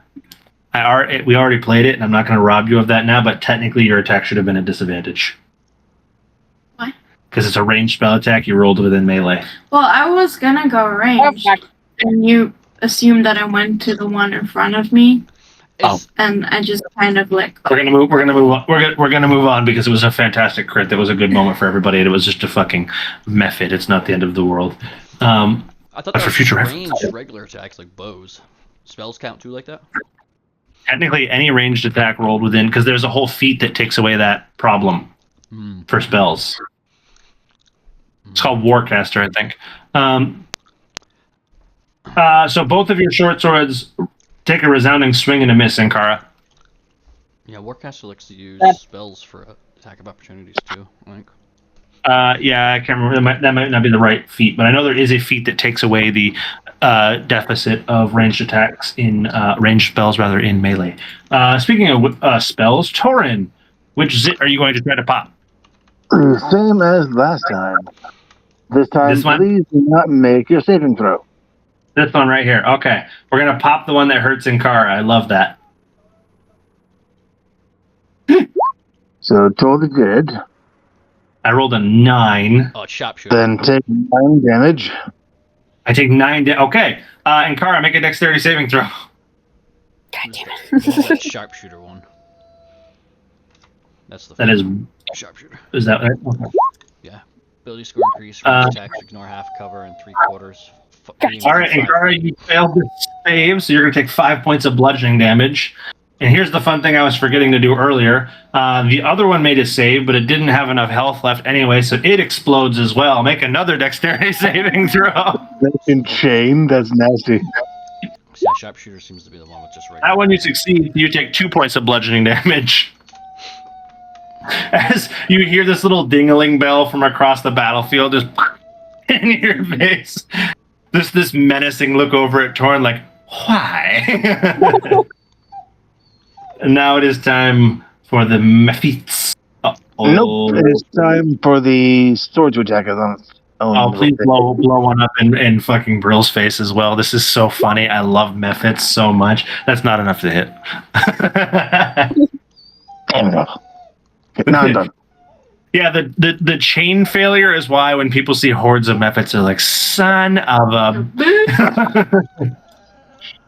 Good to know. Here we go. Both of these creatures are going to impose as they... Well, let's find out if they do, actually. Recharge. All right. They're both going to try and slash at the person in front of them viciously. Hyperion, your armor absorbs the dinky little claws. Brill, you unfortunately take another 4. Your first 4 slashing damage. Do they take that acid still? Right. Cover acid, take 2 acid damage to start of each turn. Oh, fuck. To start, yeah, start of Son each of a bitch! 2d4. Theoretically, he took 6 damage at the start. Hey, Brill, instead of taking 4 damage, can you make me a dexterity saving throw? I can. At the start of his turn, the acid boils him away and he pops like a zit. You take 2 bludgeoning damage instead as the creature pops in your face. Yeah, Chloe, tell him. Hi. Here, you are the final frontier. Please pop the one in front of Hyperion and make another one blow up in his face. It would be so funny. How can far is the feet? You can very easily get to him and pop him, but then you're going to get popped too. Yeah, I'm gonna use frostbite. Frostbite, is that a ranged attack? Yeah. Fantastic. 60 feet. Hook him up. Roll the hit. You know what to roll. A 25. What the fuck? Again. She's terrifying. Go ahead and give me some damage. How much damage did your frostbite do? 1d6. Give me a d6 cold damage. Chilly. It's chilly in here. It's so cold in... I love this commentary. It's so good. Only 2. 2 points of damage. It's Oh my God. it's mildly cold in here. It's like a woman's feet in the night. It's just a little. A lot of We know that Josh story. immediately just glared at me. We all know that story. That comment. The method looks over you. The method looks over you disturbed as he rubs some stuff. He's like, Hyperion, you are up. All right. I backswing my sword at this. Leave him betwixt. Son of a bitch, you missed again. 16's not enough? 16's not enough. They're made of dust. They're very hard to hit. Holy Well, fuck. He sounded so offended. 16's not enough. 18's not enough. This feels like Elden Ring all over it. But 18's enough to hold on. Alright, here we go. Bril, it is your turn. Hyperion takes another swing in the mish. Are you gonna want to pop the zit in his face and end the day for us? As soon as this last one pops, it's all over. Kill him. Kill him. Kill it. Kill him, Anakin. Alright, Do it. I'll attempt a frostbite Do it. on it. Do it. You missed. Well, that sucks. Damn it. I can't die. Death is a concept invented by the Jedi. Go ahead. Brill, is that the end of your turn? Are we moving over to Ankara? Ankara, are you going to try and snipe the bitch over Hyperion's shoulder? Hisha! Yeah, I can definitely try. Snipe the bitch! I will move my hunter's mark over to him as well. Ote. Using my bonus action. Hiya! Ote. Oh fuck. Oh my god. Another arrow passes through the creature, having its fletching and shaft destroyed on the way through. Son of a bitch! Hyperion is mildly disturbed. As an arrow comes flying over your shoulder, Hyperion just through the thing. The sword will move 20 feet, and I will toll the dead. Kill him, Anakin. Oh, what is it? It's a dex. It's a whiz save. Oh no, I don't want to do a whiz save. I don't have any wisdom. I've rolled a 5. You will take 4 damage. I take 4 damage. That's bullshit. He's been hurt, right? I take 4 necrotic damage. The bells, how they bell. Luckily, I get another turn, and I'm going to use it to make mischief. Let's see.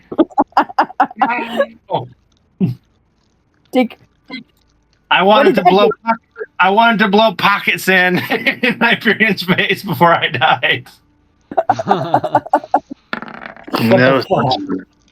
I did manage to hit him, though. Hyperion, I do manage to get sand in mentionable places for 4 points of damage.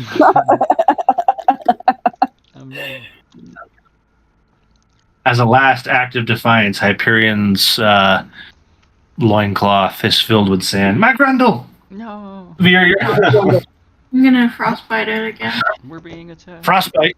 Hit him. There's sand in my Grundle. 17 is enough to hit. Give me a d6. Am I about to get nuked again? Yes. I hope so. In fact, yes, you are. Make me a dexterity saving.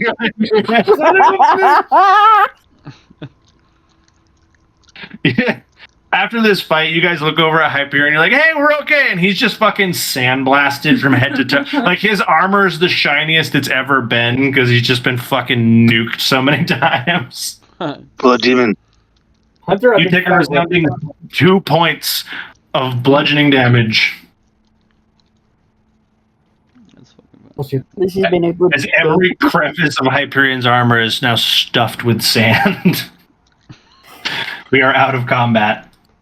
And we are done with the session for the day. This has been a good day. I have grains. My ass crack. my There's sand in my grundle. I don't like it. Son of a bitch. With that said, I think we are done for the day. Hope everybody enjoyed today. Thanks for coming. Thanks for playing.